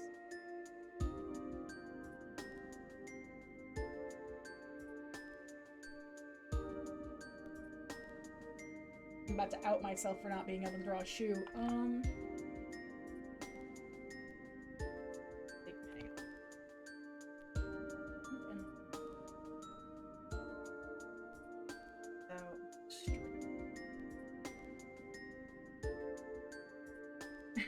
Rip my cord attempt trying to get everyone else in there. Ah, the ghost train! Ah, so many ghosts! Why are there so many? Oh god! I'm being abused tonight, chat. Overpriced buffalo, pecan smoked, boring. Let's do pecan smoked then. We're certainly not doing buffalo if it's overpriced. I do like that you describe it as overpriced buffalo specifically.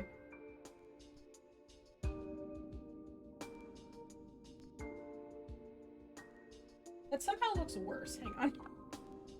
Hang on, hold on. This needs to not... $18 for 2.5 pounds? That's awful. Bad. Capitalism is a fuck. Boo? He spooked me. Boo. Boo, why do you spooked me? Why are you spooking me? Ah! Oob! It's a very fun way to get around the censor by just making half of them say boo and the other half say oob. Now, here's the question. Is she just saying boo backwards, or is she trying to make it sound like Beauregard said boob? These are the real questions, chat.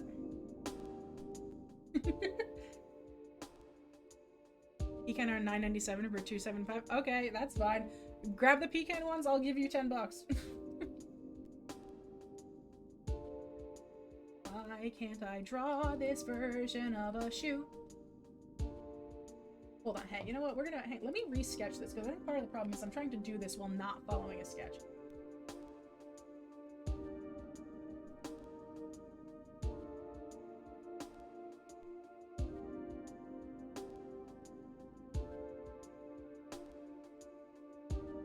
There we go. So that's a fucking shoe. I don't know why it took me that long to figure that out, but we have a shoe now.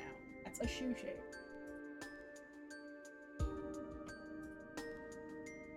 I was making it say boo and boo backwards. It's just Morgana saying boo backwards in order to make it into some weird magical curse by saying everything he says backwards. It's to freak him out. Absolutely, Pillow. What you got?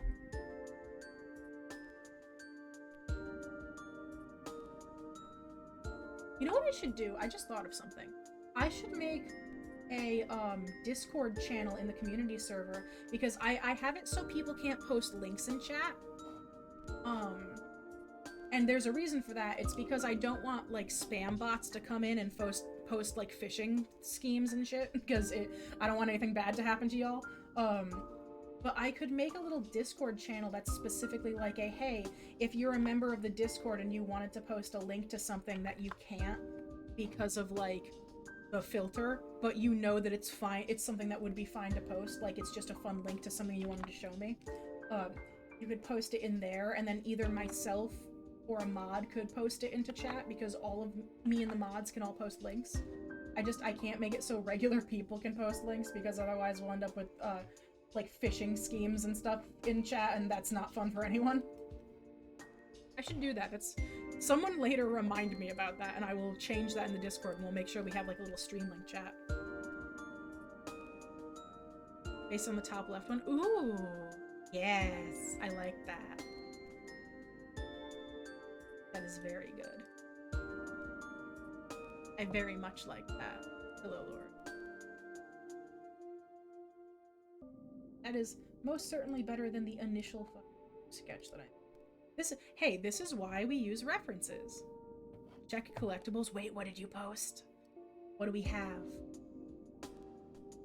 What do you have? A knife! No! Is that a mushroom pillow? Oh, it's a toad hat! That's amazing. I love that. That is fantastic.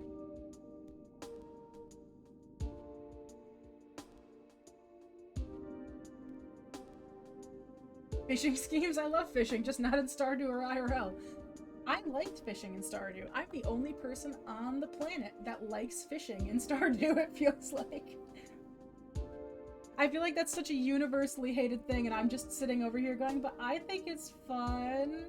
I don't mind it. Literally, me, Mod Tim, and Mod B all have a Stardew farm together, and I had to download a fishing mod just for both of them, because both of them hate fishing in Stardew.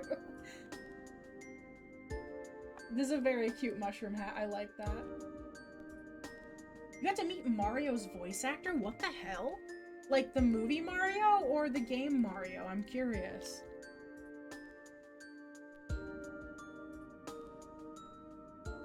Oh no! Tifa, go get something to drink. Hi, Daisy!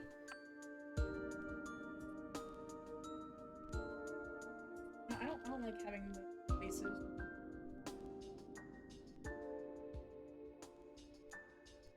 I miss Stardewing with you. I was actually thinking of starting Stardew streams on Twitch, actually. I think, so as I'm playing games more on stream, I'm noticing that I enjoy streaming games that are kind of like chill more. Like things like Pokemon when I do shiny hunting and stuff like that, because it lets me just kind of run around and I can interact with chat the whole time. And I kind of want to try to do things like Stardew and other little like fun games that are sort of like more sim games, I guess. And just things that are a little more low-key, because then I get to talk to y'all more. It's just more fun that way. Like, it's the one thing I've been noticing about, like, when I stream Breath of the Wild, or when I stream Undertale, things like that, or Beyond Good and Evil, I have fun because I'm playing games I love, but I don't get to interact with y'all as much, and I like interacting with all of you. So we might try that at some point. I might start, like, my own little Stardew farm, and maybe I'll invite B to come and bug me a little bit. Unintended, because B, bug, ha ha ha.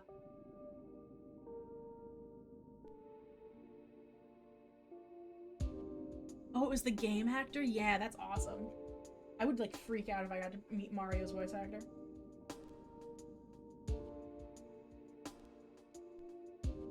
Also, yes, I did get the bed frame. Thank you so much, by the way, Daisy. I appreciate you so much. Uh, Everyone who donated towards that has all of the love in my heart right now because holy shit, y'all are the best. Driving home into the graves. Have a safe drive, don't die.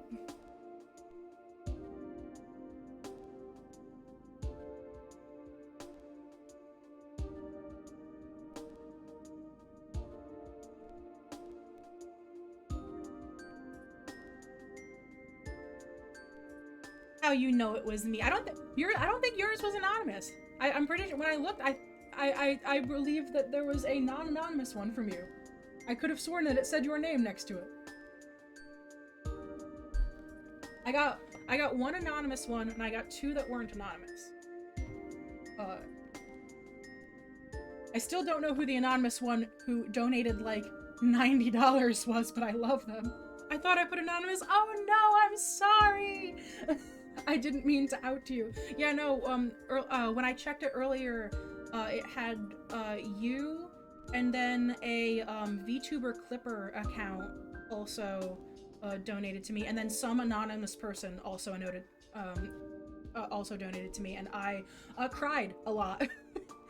I cried on stream because I went into stream thinking, okay, I'm gonna plug this a little bit so that way maybe I can get a couple people to donate to me if they feel like it, and I went to go and open it on stream to be like, hey guys, so this is a thing, and it was 100% funded. And I was like, what? Like, excuse me?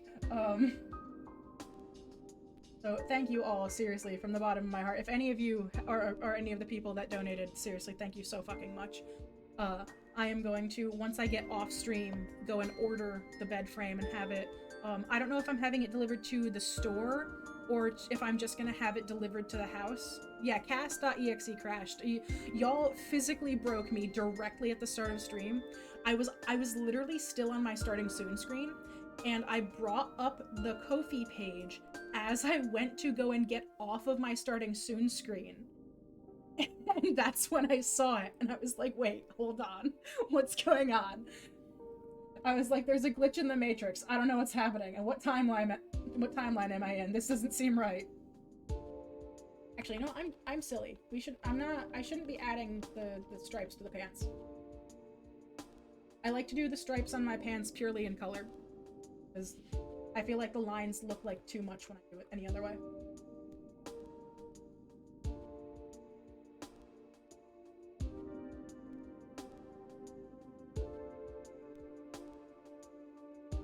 I have returned and have been successfully rehydrated. Amazing. Staying hydrated is always very, very important.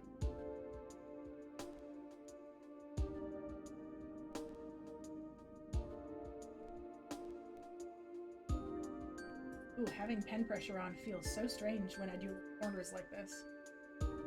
Harder to get them to be crisp unless I kind of overline it a little bit.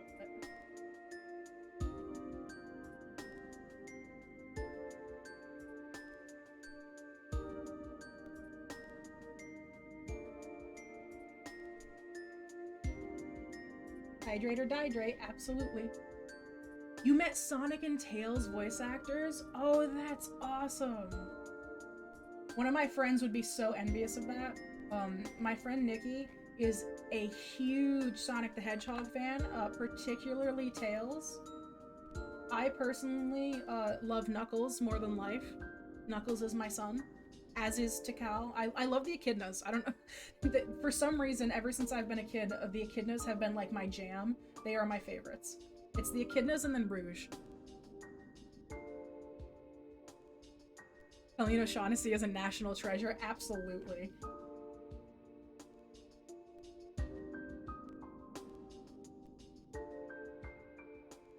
I should draw Sonic fan art at some point. I'm not like super great at drawing the Sonic style specifically, but I would love to draw Sonic fan. I want to draw Chows, like specifically. Hey Sega, can we have a Chow simulator, please? Just no actual game, just Chows all the time. If I swear to God, Sega is missing out on like millions of dollars Like, if they created, like, a Tamagotchi type thing that was just a Chow you could raise and evolve, do you know how much money they would make? Do you know how many of those I would buy? Like, slap a card border on this piece, give it 7 stars, and you've earned yourself a copy of the new boss monster, Astral Arts Magician.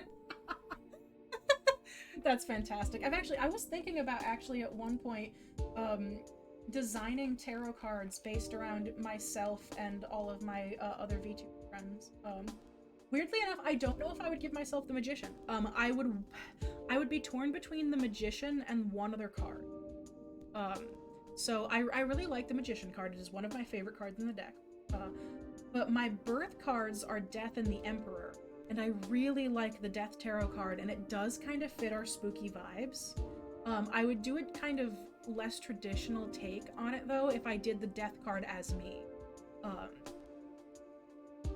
I would want to see if I could work in some of the symbology in like a different way than it normally, because the Death card in tarot is all about letting go of things. And I think it would be really cool to kind of incorporate sort of the metaphor of physical death with the idea of letting go and moving on from things. I just think that that's... How do you know what your cards are? I believe it's like a form of numerology. There are websites that can calculate it for you, because I'm bad at math, but it has to do with like adding up the numbers in your birth date to see what number from the major arcana corresponds to it, I believe, or something like that. As soon as we walked in there, Roger said, "I found you, Faker." Oh, good. I'm so glad. That makes me so happy. Hey, I really hope that they give Shadow the Hedgehog in the next Sonic movie the one and only fuck in the entire movie, because he deserves it. It should either be Shadow, or if Amy appears in the movie, Amy should be able to say fuck. That is my legally binding opinion, is that Amy Rose should get to say fuck once. Shadow would draw. Listen, Shadow already canonically swears. Sorry, I was taking a sip of my drink. My mother is a cosplayer. She dressed up as Shadow. She dropped me to get photos of them, and she was dressed up as Shadow. Oh, that's amazing. Yeah, no, the two people who deserve the F-bomb in the Sonic the Hedgehog universe more than anyone else are Shadow himself and Amy fucking Rose. Amy has gone through so much, I think she deserves it. Am I deleting this and copying and pasting the other shoe and changing the angle slightly? Yes, don't look at me. No one will ever know, chat. You don't know. You don't see anything. You didn't see me copy and paste the shoe. It didn't happen.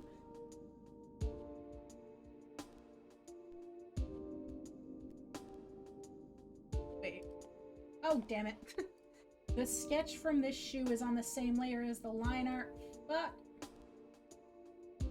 I found the link for creating personal stream avatars. Oh my gosh. Lunix, if you could do me a favor, if you are in the community Discord server, if you could post that link to the suggestions thing in the community Discord server so I have it, or resources even, either in suggestions or in resources, because it kind of is both.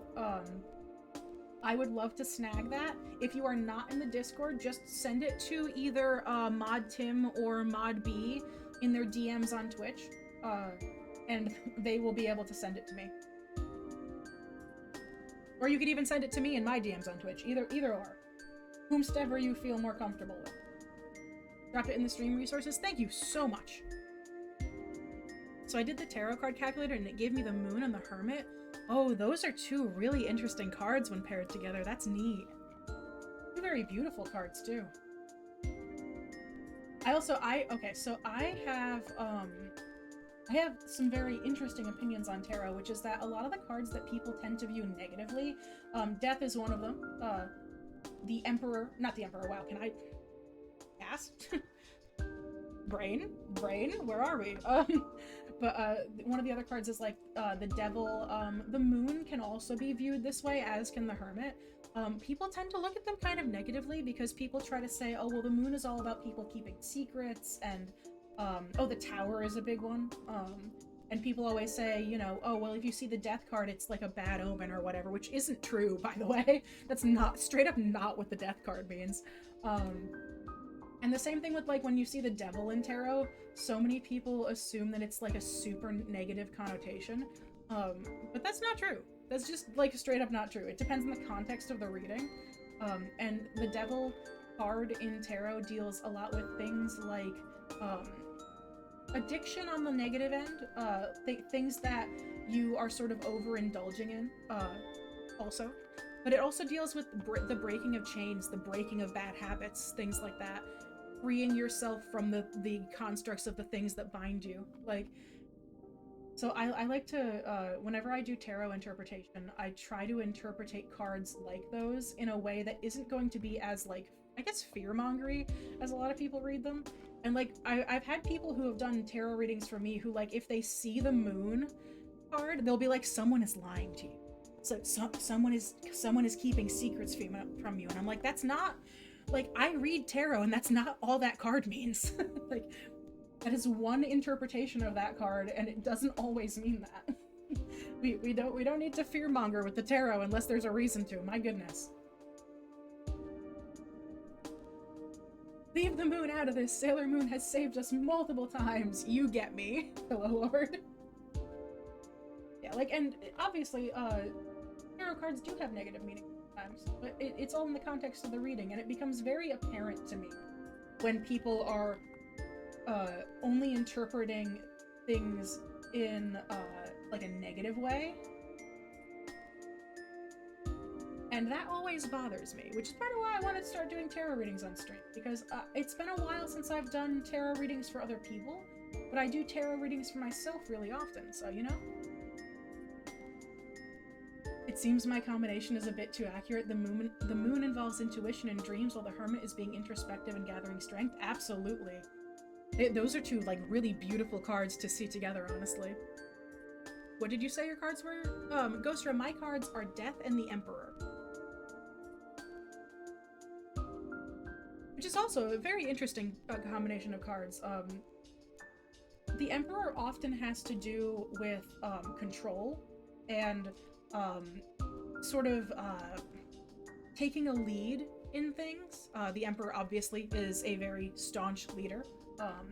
And I think that's a very interesting combination with the fact that death has to do with letting go and sort of relinquishing all of that and just kind of moving forward.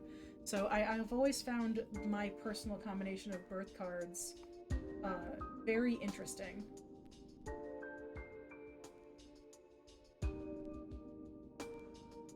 B, you have the Tower and the Chariot? Oh, wow.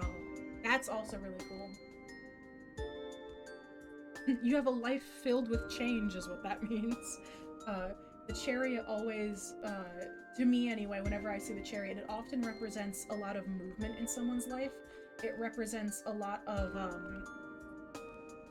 not, sort of almost the opposite of death in a way. Not exactly. It's hard for me to put into words.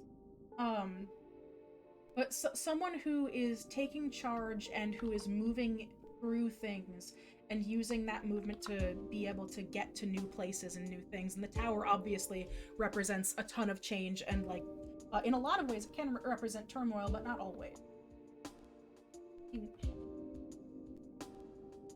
Reason? Is there a reason, Clip Studio, that we are not doing what I'm asking you to do? There we go. I found the old image for my thing during that one class. I have the Star and Strength. Ooh, Star and Strength is also very good. I love the Star card. The Star card is very pretty. I don't know my cards, but I do know my D&D alignment. What is your D&D alignment? My D&D alignment is chaotic good, by the way. I am most certainly chaotic good, because you could not convince me to be lawful if you tried. Not in this society, anyway. I feel like, the forces of law in the world currently do not accurately reflect my beliefs, and maybe if the law was actually focused on doing good, I would be more lawful, but it's not, so therefore I don't give a fuck. Where is my reference sheet? Is it? You know, I'll just open up my... Oh, Clip Studio is freezing. Chaotic freaking neutral, understandable. There we go. I can see my colors. Look at my pretty face. Look at it. Very pretty man. I can pose my shoe reference now. Grab my color palette. Is this tarot? I will say, I know I'm chaotic good, but I don't know how to figure out your tarot. So, this is not specifically for a tarot card. We've just been talking about it as we stream because we like to, you know, chill and talk about various topics. I've been talking about doing a tarot stream for a while and how I would love at some point to design myself as a tarot card. Would be very cool. I would love to design all of my friends as tarot cards, honestly. I just think that would be fun. That's not connected properly. But you can find out your birth cards and stuff online. There are little calculators for it that it's using your birthday as the base, basically. And you can add up the different numbers in your birthday to get the number that corresponds to 2 different tarot cards that are considered your birth cards. Yeah, Tim's combo is honestly one of my favorites. Tim has the Lovers and the Devil, which is already... those 2 cards already mirror each other in a deck. They are the same card art drawn a different way in like the Rider-Waite tarot deck, which is considered to be one of the more traditionalist tarot decks. It's the one that, like, if you think of a tarot deck, you are probably like the kind of traditional tarot deck you can sort of think of. It's probably the Rider-Waite. It is the one that is sort of the most traditionally popular. I don't know if it was the first. I'm not sure if it was the first.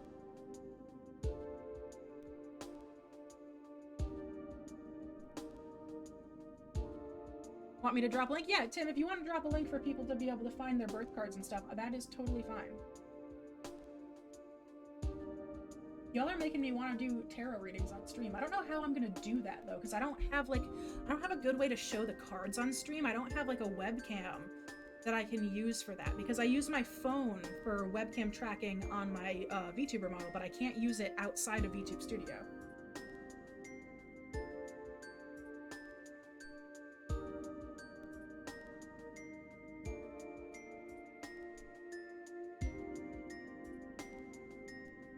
I might do, when we do tarot readings, maybe I'll bring up like a Google page or something so you guys can see images and stuff. Or maybe I just won't show pictures on the screen or something. I could maybe post pictures in the Discord while we do it if you want to see pictures of your decks that I have. Because I use a couple of different decks. It depends on what kind of mood I'm in. And it depends on what I'm trying to do also. I have, so I specifically am pagan, so I have a deck for community, wow, blah, blah, blah, for communing with my deities, that I use specifically if I want to get, like, messages from them, or if I want, you know, advice, things like that, if I want to talk to them about something. And I have, my very first tarot deck was a Fae-themed tarot deck, that I don't use as often anymore. I use it when I need help with a tough decision. I have noticed that in using that deck, it always reads me for filth, first of all. That deck is probably the harshest of all of my tarot decks. It will not pull punches. It will call me out on anything stupid that I am doing. Like, if I am making some really, like, not great decisions, it will be the first thing to be like, hey, what the fuck are you doing? Like, so if I ever have, like, something that, I think is going sort of really wrong, that I need very blunt advice about, I will go to my Fae deck. And then I have this very beautiful deck that I use for, like, general day readings and stuff like that. That would probably also be the one that I would use for other people as well. Unless someone really wanted to get read for filth using the Fae deck. But, I have a general use deck. It's called the Ostara tarot deck. It's very beautiful. I am very picky about the art styles within the tarot decks that I use. for a multitude of reasons. I obviously just have a very I have a very like specific aesthetic preference that I like when it comes to tarot that I don't find in a lot of decks. But on top of that, the way that I interpret tarot readings is actually a little bit different than how some people do. And the way that I interpret them makes reading certain decks harder. So in the original Rider-Waite tarot deck, obviously there is a lot of repetitive symbolism within, like, obviously the courts with, you know, there's the Queen of Wands, the Queen of Cups, the Queen of Pentacles, and the Queen of, it's Pentacles, Cups, Swords. My brain wasn't working there.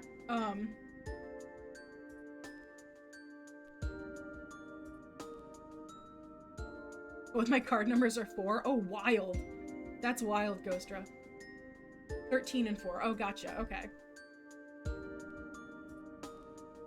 There are 3 of you with that combo. That seems wild. It's because, like, obviously there's only a limited number of combinations, and if you end up with, like, the same number in the math of however that works, it's gonna come up the same.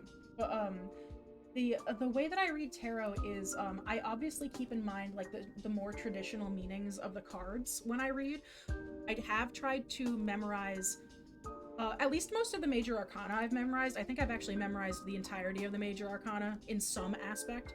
But on top of the more traditional readings that I do with just the base meanings of the cards, I like to read the visual implications of the card. For example, the Fae Tarot deck that I have, each suit in the minor arcana tells a different story, and each card in the suit is a different phase of that story.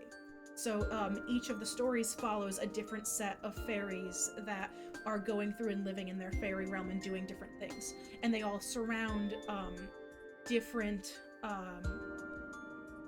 They surround different, like, problem-solving things, and, like, obviously there's a story that involves love and community for the Cups. There's a story that involves a lot of creative differences in the Wands, things like that. But I like to read the symbolism within the images of the cards, which obviously changes from deck to deck, and that can make a reading very different based on you using a different deck than you normally do. So, for example, the card deck that I use for general readings has very different symbology than the fairy deck that I use, because the Fae deck obviously uses a sort of storytelling format, and you can use where a person is in that story to kind of infer things about your reader and ask the person you're reading for questions to help them get to the bottom of whatever you're giving them a reading about. And in the other deck that I use, the general use deck, there's not really like an overarching story. Instead of there being a story within each card or within each suit, there is little bits of symbology through things like animals and just very beautifully drawn imagery instead, and that can make a reading very different than when I do one with my Fae deck. So I should have you try a few readings with my deck with the Cthulhu one that you have. I could try. We'll see if I jive with it. Like, Tim knows this better than anyone else. I am such a picky asshole when it comes to tarot decks. I feel so bad because there are so many cool ones, like even ones that I enjoy visually, that I don't know if I would necessarily be particularly good at reading, because that's sometimes they just don't work with my reading style. Like, my tarot reading style is very personalized because of the way that I read things. My readings often involve, like, asking the person who I'm reading for questions along with the reading so that I can understand what the cards are trying to say better, essentially. When doing so, obviously, that can change the outcome and the course of a reading, especially when you're, you know, reading from something not just using, like, textbook definitions, but you're taking the sort of textbook definition of a tarot card and then layering that on top of something like the visual imagery within a card, and then trying to relate that back to whatever the person that you're doing a reading for is going through at the time, whatever they're asking about, things like that. Yeah, I can't wait to do tarot reading. I think they're going to be very fun. I've been at doing tarot reading for a long time. I certainly am not like a master at it. I don't personally. I don't think anyone ever truly is. We're all always learning new things and new ways to do this sort of craft. But I think that my tarot readings are pretty good. My friends say that they're very good. My friends actually like to make fun of me a lot because my decks have a tendency and my readings have a tendency to call people out. It's been like a running joke in my friend group for a very long time that my decks need to stop being mean to people and making them confront issues that they didn't want to think about.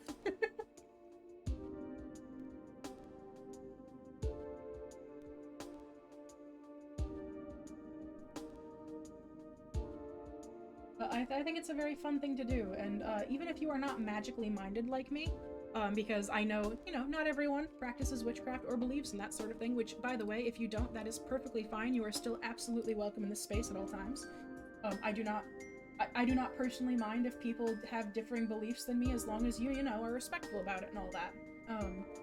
But, like, if you don't have magical beliefs and you're still interested in things like tarot, you can still read tarot and not necessarily believe that they are being controlled by spirits or a higher power or what have you. Part of the reason I read cards the way I do, actually, is because I enjoy the psychological side of it. Beyond just it being a magical practice for me, obviously, because I do believe in witchcraft. I practice witchcraft in real life. It's not just part of my VTuber persona. That the reason my VTuber persona is a witch is because I am, in fact, a witch in real life. The part of the Hey, reason— Cass Pillow Lord here. Wanna see my crystal collection? Yes, I want to see your crystal collection. Did you post it in the Discord? Witchy discussion. This button. I have the witchy discussion thingy open. You should post pictures of your crystals in the witchy discussion tab. Hehehehe. So let me I'm gonna have to reorganize my OBS real quick. I want to be able to keep the Discord open while I have OBS open. One sec. There we go. It's really— I don't know how people survive while streaming having only one monitor. Like, y'all are the realest.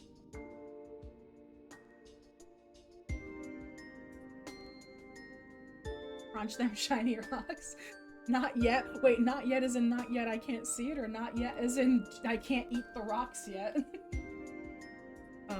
What was I saying before? Oh, but anyway, if you don't have magical beliefs, you can still actually find yourself interested in and use tarot, even if you don't believe in things like magic or magical beliefs like paganism, anything like that. One of the things I actually love about tarot is that just psychologically even, it's interesting, because obviously when you learn how to read for yourself, at the very least, like this may apply slightly differently if you're doing readings for other people.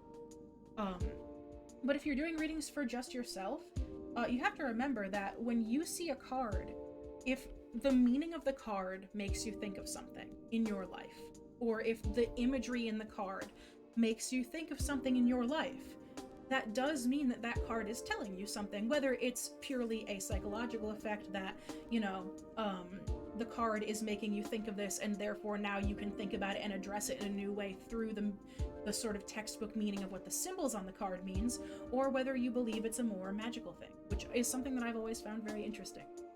I think it's very neat that tarot in itself does not have to inherently be magical. You do not have to inherently have that be a part of a magical practice if you do not beliefs. It can still be a useful tool regardless. Also, Pillow Lord, those crystals look awesome. Is that a piece of selenite in the front I see? Looks like it would be. I have a very nice selenite wand, actually. Very, very sitting on my dresser now. No, you are all good, Lunix. The Pokemon stream avatar pack that I use, is called— one second. Oh, it's not gonna let me look at it, is it? Hang on. You guys might see some— I'm disconnecting stream avatar. Give me a moment.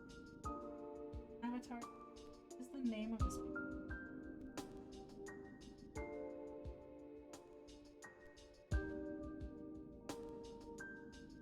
I type in. So, okay, there it is. So these are called Pokemon Dex Avatars and Bosses, version 1.9. I'll actually, shadow it for.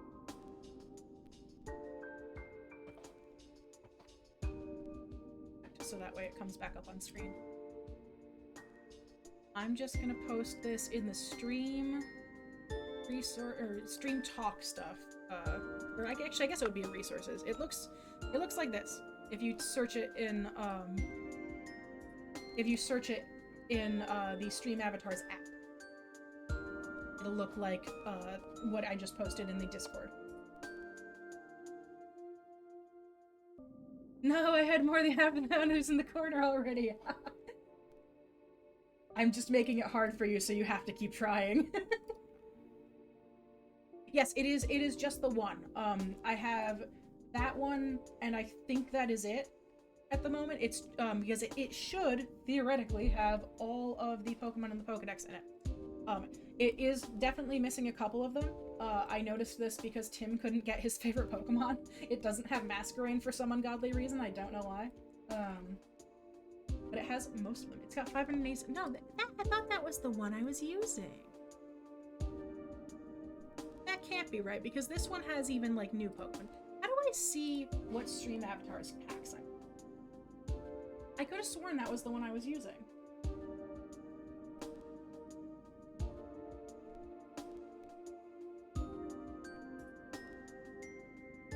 Avatar. It doesn't have it in a folder anymore. And it doesn't say which pack it is, because it doesn't have it in a folder. Huh. You know what? I will have to go and look that up after stream, actually, because I'm not sure. I could have sworn that that was the pack that I was using. Because I very specifically remember that the pack that I used had an icon like the Dex Avatars one, where it had the font in front and then all the Pokemon surrounding it. Interesting. I'll have to go and look at that after stream, because I'm not sure.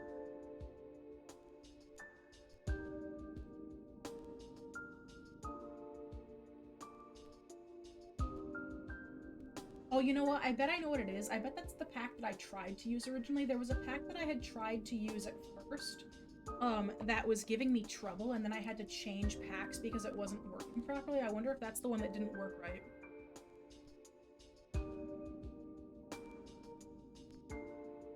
The very first day that I used Stream Avatars, I went to go and, like, unpack all the avatars, and they didn't have, like, all the sprites properly packaged, so it didn't unzip properly, and none of them would work.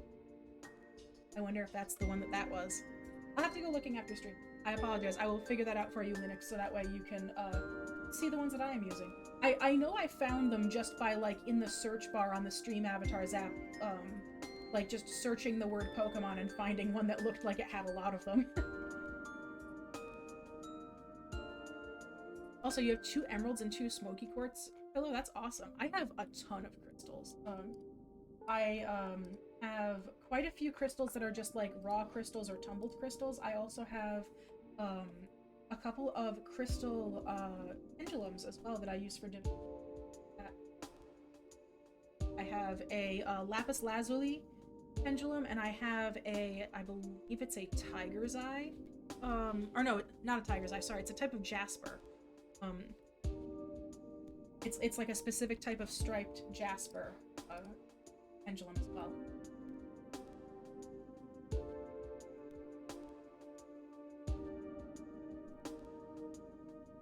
And then I have a big chunk of amethyst, like probably the size of my fist, big chunk of amethyst.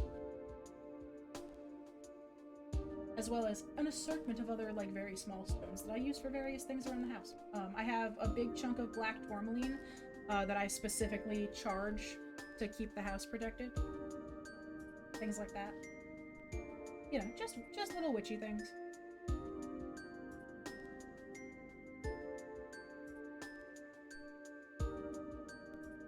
I have fine art color in my hair.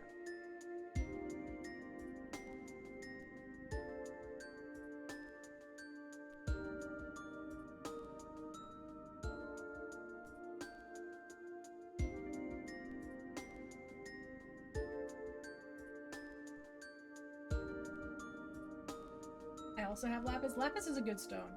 Lapis is easily one of my favorite gemstones, which is interesting because I never used to think that lapis was like overly pretty. Like the color was nice, but obviously lapis isn't normally like it's not cut like other gemstones are, but I've always like ever since I've started practicing witchcraft anyway, have really enjoyed keeping lapis on. It makes me feel safe. Don't ask me why, it makes me feel safe and comfortable. It's easily become one of my favorites. Ooh, and bismuth. Bismuth is blah blah blah blah blah. Bismuth is pretty. You can tell that I have a lisp because I can't say bismuth to save my life without like stuttering.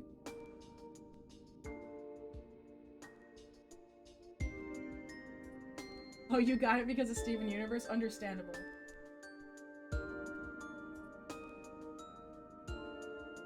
Bismuth in SU is very good. I like Bismuth's character in SU.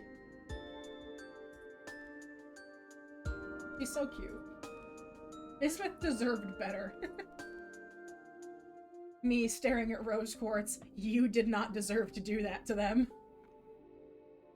Hey, space rocks. Yeah, exactly. I want a Peridot stone just because of SU. That's understandable. I've never really thought about buying stones because of Steven Universe. I don't know. Like, when SU came out, I was already practicing witchcraft, so, like, I already own a bunch of stones, and to me, like, I don't think of the stones like I think of the characters, because to me the stones came first, if that makes sense.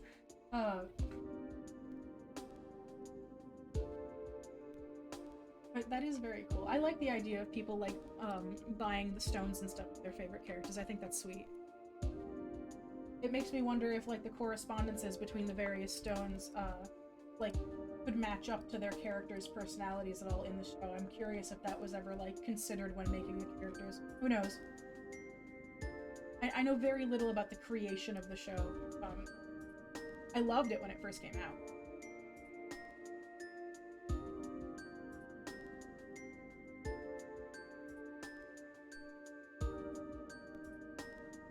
The nice shade of green. Yeah, Peridots are very pretty.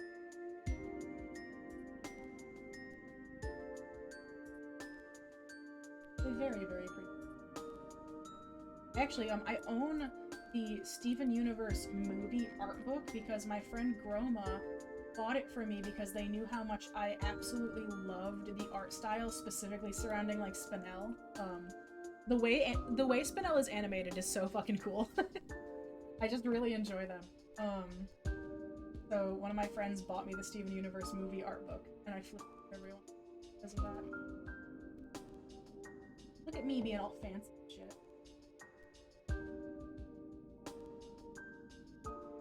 I still have to watch Steven Universe Future. I haven't actually seen it.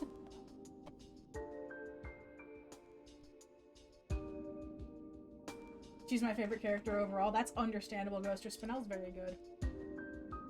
I am viscerally attached to all of the characters that were severely wronged by Rose Quartz. I say looking directly at Pearl.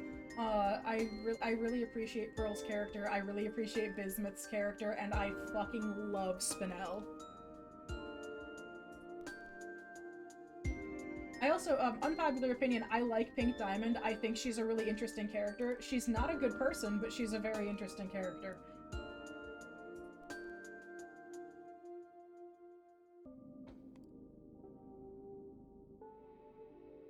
Let's see, I move the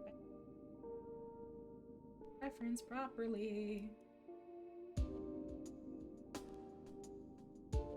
I might break from my actual color palette for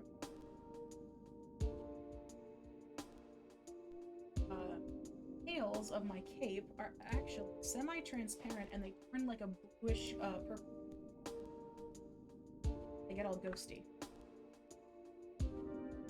Make that happen.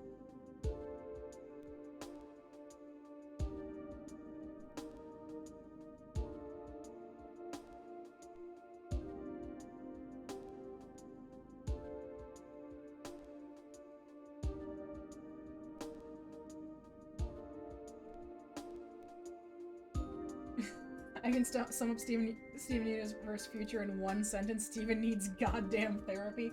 I think most of the characters in that show need therapy.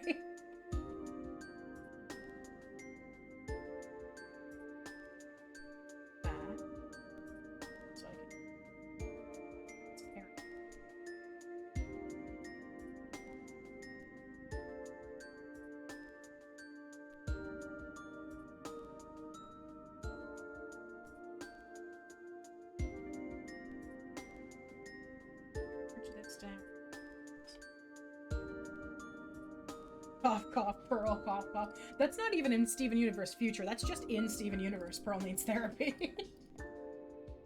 Pearl is not okay. Registered trademark.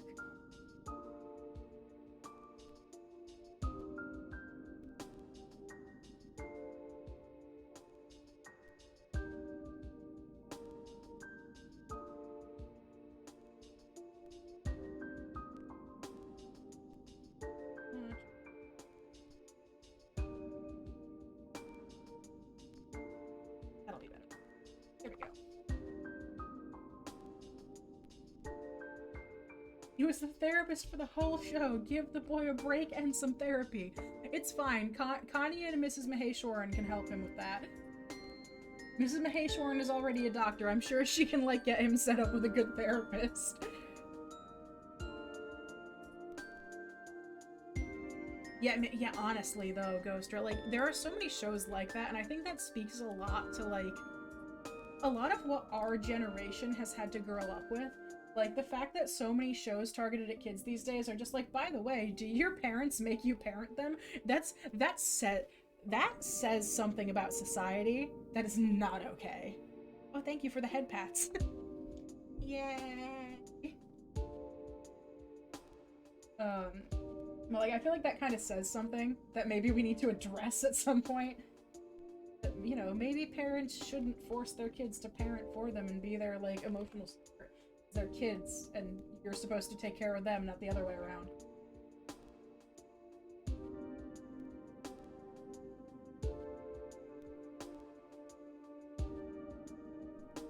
He did at the end? Good. I'm glad he got therapy. I can assign Steven Universe needing therapy. Also, Cass, help, I'm dueling a branded player. Not the branded players! No! Branded players are so cursed, and I say that as someone who wants to play branded. I know that makes me stinky, icky, poo-poo, but, like, branded are cool looking. Don't judge me.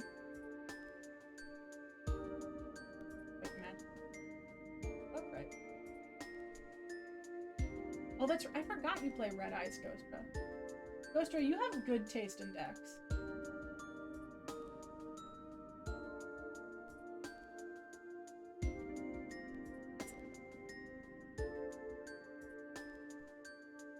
I need to work on remaking my Dark Magician deck. I miss playing Dark Magicians so much.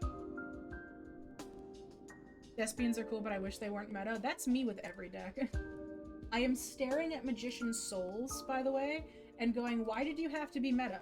Why did you have to be generic meta? You're so expensive now. I want to play you in the deck you belong in, which isn't meta. And everyone wants it to use in their other decks now, and it's like $60 a pop or something crazy like that.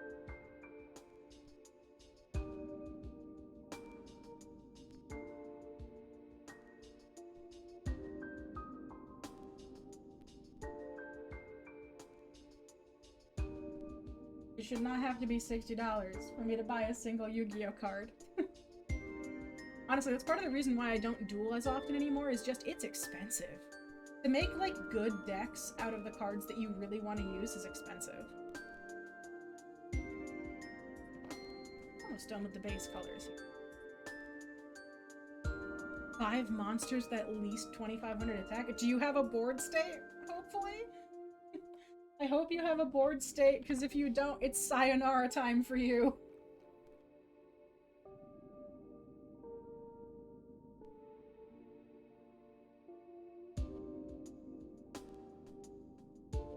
Oh no, Ghostra, rest in peace. I should play, like, what's it called on here? I have Project Ignis on my computer to help me practice dueling whenever I do build decks. We should just like duel on Project Ignis sometime. All of us together. Y'all can watch me get my ass absolutely handed to me because I haven't dueled in 800 years. He super polyed my beat stick darkness metal? Why? That's so rude. Oh, that's right, you use Master Duel, I forgot. I have Master Duel, I just haven't been using it because I'm used to Project Ignis, and you can, like, it doesn't make you, like, pay for cards and stuff. There's no gacha element to it, you can just kind of, like, play the game. It's easier for practice, anyway. I need to add my little tattoo on my wrist. We'll be able to see part of it, like, here. My character has a little tattoo on their wrist that at some point I'm gonna have in real life. It's hard to see right now because you can't see the full but it's 2 lines of 3 circles that are connected, and one of the sets of circles is filled in and one of them isn't. It's the D&D Death Saves tattoo, that I like a lot more than I like the sort of stereotypical semicolon, which, by the way, no shade to anyone who has a semicolon tattoo. I'm just a giant nerd and I like to involve nerdy things and stuff. But I wanted to get something to represent that, you know, I've struggled against depression all my life, and I'm winning that battle, actually. Despite all odds, I am winning that battle, and I wanted to get something that represented that, so I want to get the D&D Death Saves instead of, like, a semi.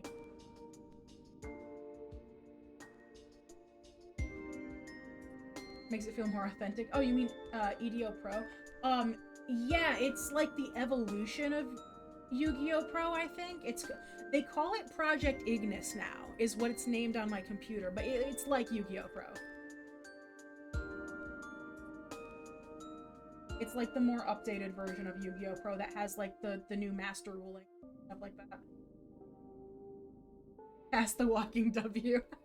Listen, nerdy tattoos are fun. I'm very specific about the type of tattoos that I want to get because, like, I'm always terrified that I'm gonna want to get a nerdy tattoo and then, like, that media is going to end up becoming problematic or something, and it's gonna make me not want to look at the tattoo anymore. So I try to be, like, a little bit more original with the tattoo ideas that I use that are from, like, shows and nerdy content, like the Death Saves, for instance. Dungeons and Dragons is obviously incredibly special to me. I DM at least once a week, if not more than that, depending on what my mood is, and depending on what my other D&D groups are doing. But on top of that, like, I'm also a huge nerd, so I like to have representations of those things, but if I don't feel comfortable having the actual thing on my body, I'll try to think of something that reminds me of that thing and put that on my body instead. Or at least one day I will. One day I'll actually have tattoos. That'll be nice. Also, I'm just realizing I don't normally color my eyebrows white. Why do I have white eyebrows? I normally leave my eyebrows black. Yes, what are you doing? Those don't normally look like that. I normally do my eyebrows like, ooh, that's a large hairbrush. I normally do this to my eyebrows where I kind of have the skin blend in.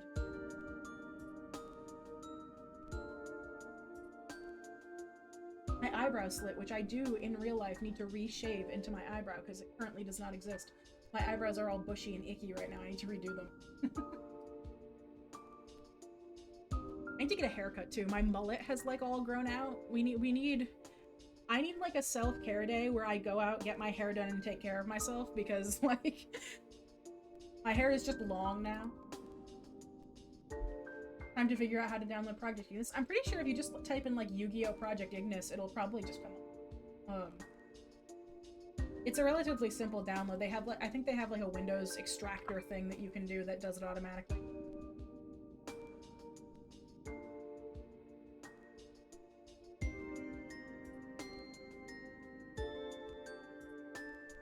Let's shade this a little. I want to have, like, some ghosty stuff like wrapping around my arm up here, you know? Let me actually add that first before we go in and shade it. That way I can figure it out.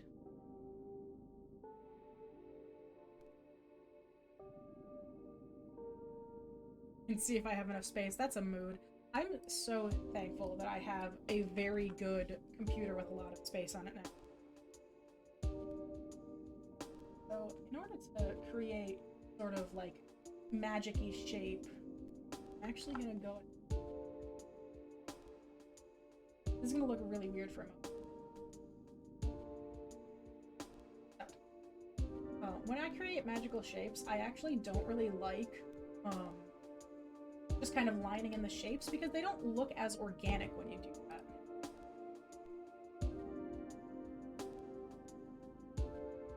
Same size. And we're gonna kind of erase out.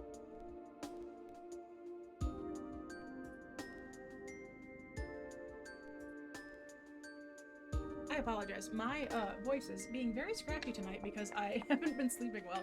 Ugh, God, it's really showing today. I'm really sorry. I tried to take a nap before stream, and then when I woke up, there was no internet, so like, I was like, well, I guess I'm just here now.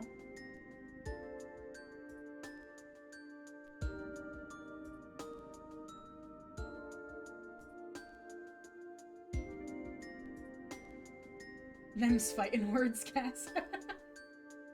Wait, what did I say that was fighting words? Which part of that was fighting words? We squaring up, Ghostra?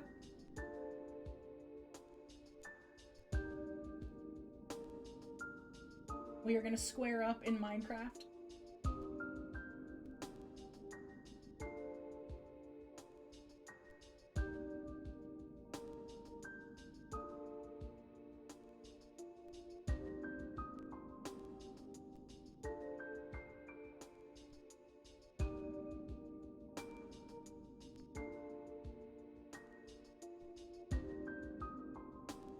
How you have a good PC. I made it sound like you were dissing mine. Oh no, I'm sorry. It wasn't meant as a diss. It wasn't meant as a diss. No, I'm super thankful to you guys for my PC. Actually, it was people from conventions, actually. I had a year where I went to a convention and I was purposefully being like, you know, hey, if you are supporting me by buying my work, you are physically helping me pay for a new computer. And it was the best convention I have ever had, like profit-wise. I thought that maybe I would be able to save up for like half of a computer and then like I'd put that aside, basically. I was able to leave the convention, walk out of the convention, go across the street to Best Buy and get the computer I wanted. Like it was just wild. It was just wild. The love that I have for my community, y'all, I mean this so seriously. The love that I have for my community is so real because y'all show me so much support and I love you all so much. Also, my mouse just stopped working. Why did my mouse just... Ah! Why is my mouse not working? Oh. One moment, I'm gonna mute myself for just a second so I can address the fact that my mouse just turned off.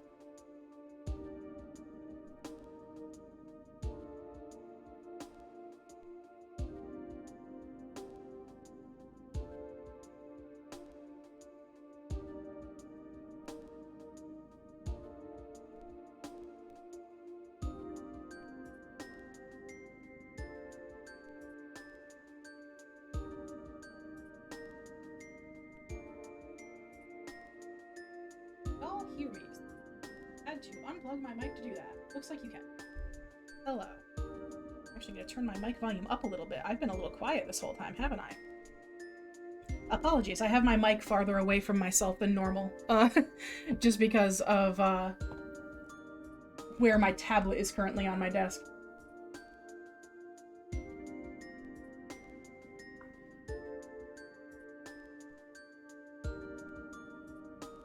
Yeah, when I make little magic-y effects and stuff, I like to erase stuff out rather than draw it in. And then you can go and like add little other bits around it and stuff. So then it's gonna go behind here. Kind of like erase out the shape of the hand so I can see a little better what this is gonna look like.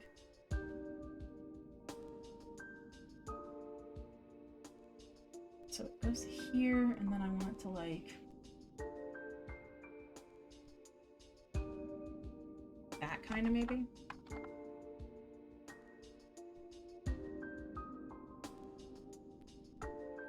Like, so it goes in front of the hand a little.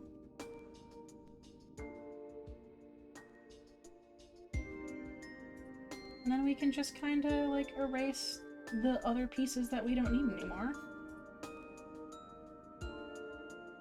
Oh wait, I did that wrong. Hello, that's not right. Hang on.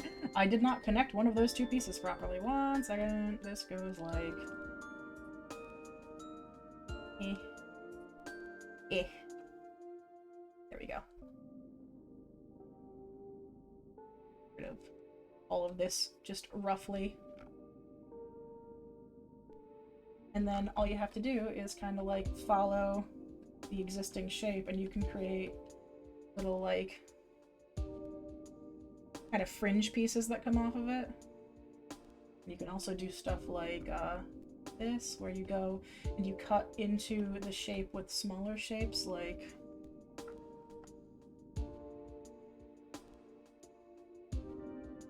kind of like that. Although I don't like that right there, actually. If I do that, it's going to be like this.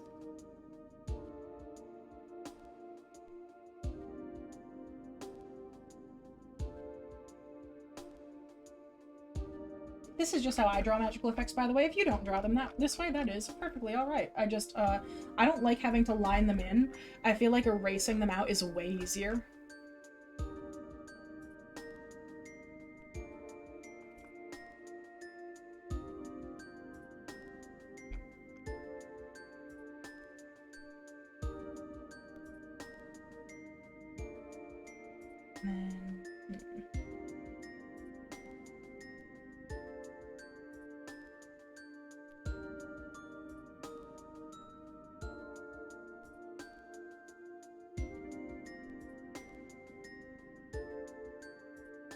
I like the sharp shape there. I don't even know how my Magic Lake system would be designed. I like play with things a lot, honestly. Whenever I'm not sure how I want something to work, or how I want something to like look in a visual aspect, I just kind of draw it over and over in different ways, and like I'll reference like different, for magic specifically, I'll reference different types of magic from different media already that I already know of, and be like, okay, well, what's the closest to sort of like what I want this to be like? And then I'll build it up from there and kind of see what just like feels right. It's a very Bob Ross way of doing things. Just you paint it, and then if it doesn't look right, that's okay. And then you repaint it until you get it to look the way you want it to.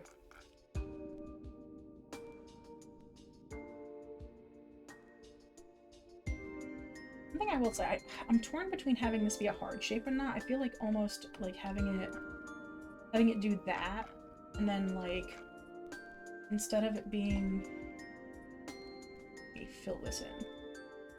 Because this was like this originally. Like thickening this part out to make it a little rounder.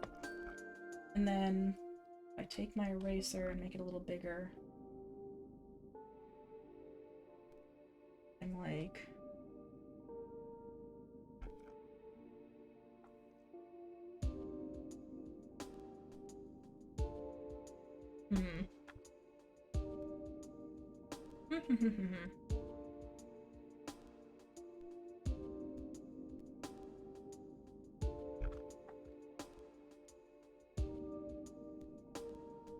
It is shapes.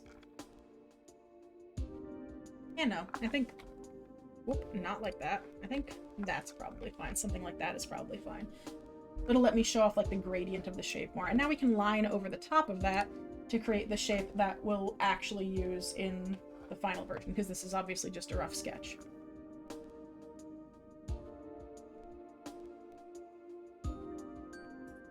I'm on the wrong pencil tool.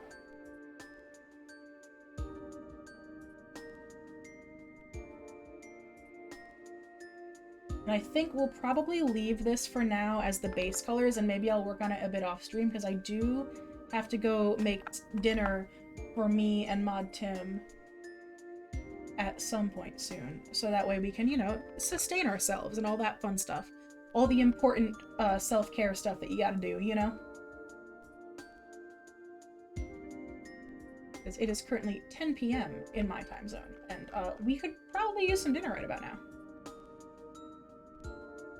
You like the smoky look a lot, Ghoster? That's fair. I like smoky looks in certain types of magics. But like whenever I draw magic, it's very I like to use cell shading a lot, and to me that doesn't quite fit as well. You know, actually, I'm not even liking lining this. I think what I'm gonna do instead of lining it is I'm just gonna clean up the sketch more. Make this at 100% opacity and duplicate it a couple times, so that way it's like a solid color. And then we'll just kind of clean up the line art. I just ate a handful of peanuts. Tim, that is not dinner, dear. That is, in fact, not an appropriate dinner.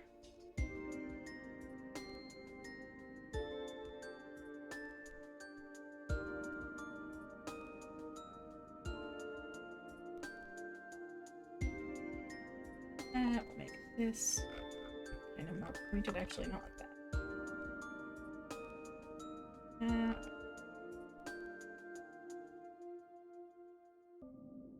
Shh, I will not shh.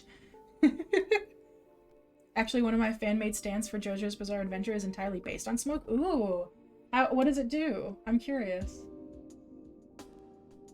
I am only mildly into JoJo's Bizarre Adventure, but all of my friends really love JoJo's Bizarre Adventure, so I know a lot more about it than I rightly should.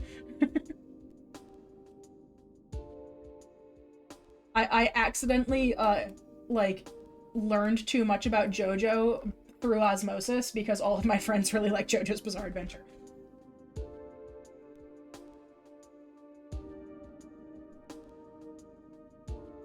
Sure that that's, like, not destroying the fingers where it shouldn't be.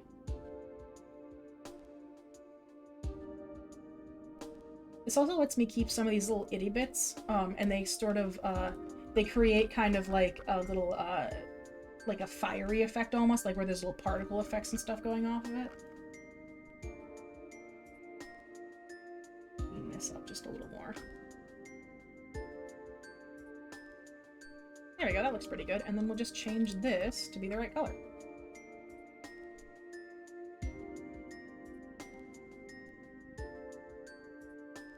And then I'll select this. And we can go and erase out the parts that should be not shown.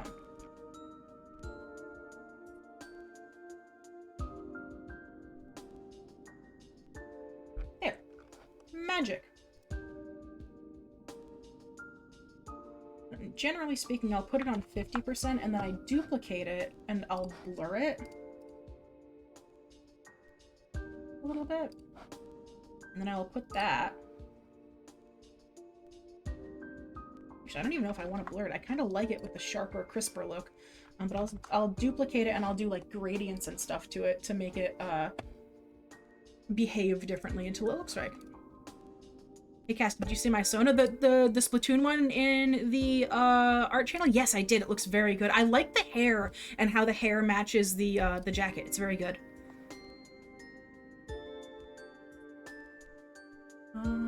Can I have this be the right color, please?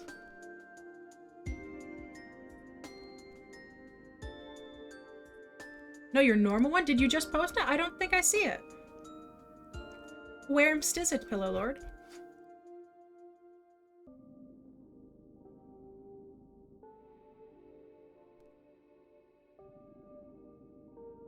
Do one of these. And then I'm going to take like the darker color from my eye, make it a little more purpley. Up this way. This, and like this. Yeah, kind of like that.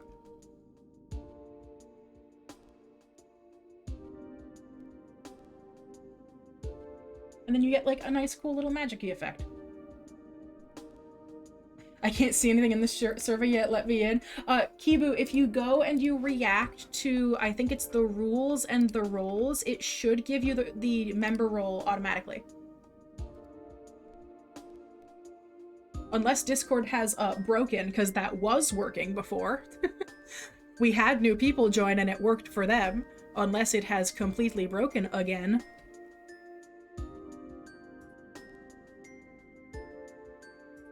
He's at the bottom? I don't see him. In the art share channel?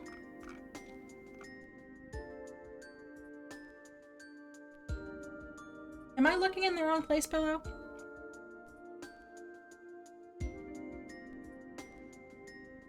Oh, wait.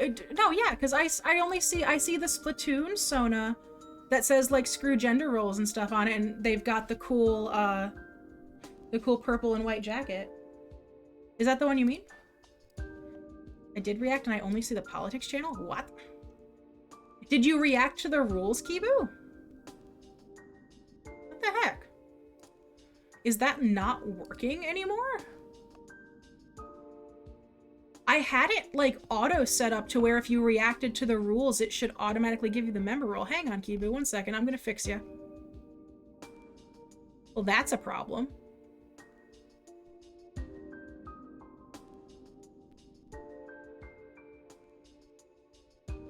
Let me find Kibu in the server. I'm gonna fix Kibu so that way they can be in here. That's weird. It says that you have the member role. You can only see the... Hello? Oh, you didn't see the check. Okay. I understand. I completely understand. That is perfectly okay. As long as it's not broken, it's fine. You had me think I was losing. I was like, I swear to God, I swear to God, I set this up right. Every time I go to do anything in a Discord server, I feel like Casey is side-eyeing me because Casey is so much better at like Discord modding stuff than I am. Y'all, Casey is so smart. I wish I was as smart as Casey. I want this to be more like transparent. Yeah, let's...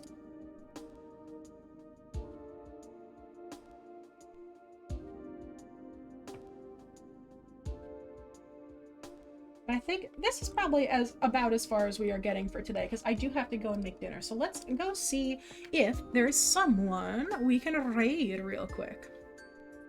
And I will have to look and see what Pillow Lord is trying to get me to look at afterwards, because I don't see it. I don't know why. I don't know if my Discord's not updating or what. My Splat Sona is an Octoling named Takoyaki. Normal Sona is just named Sona. I like that your Sona's name is just Sona. That's nice. Let's see, who do we have that is live right now?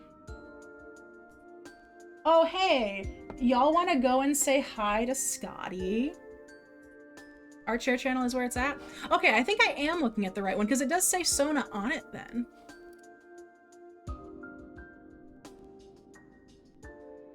Oh, I see. I'm very, very smart. Well, let's go say hi to Scotty, because we love Scotty.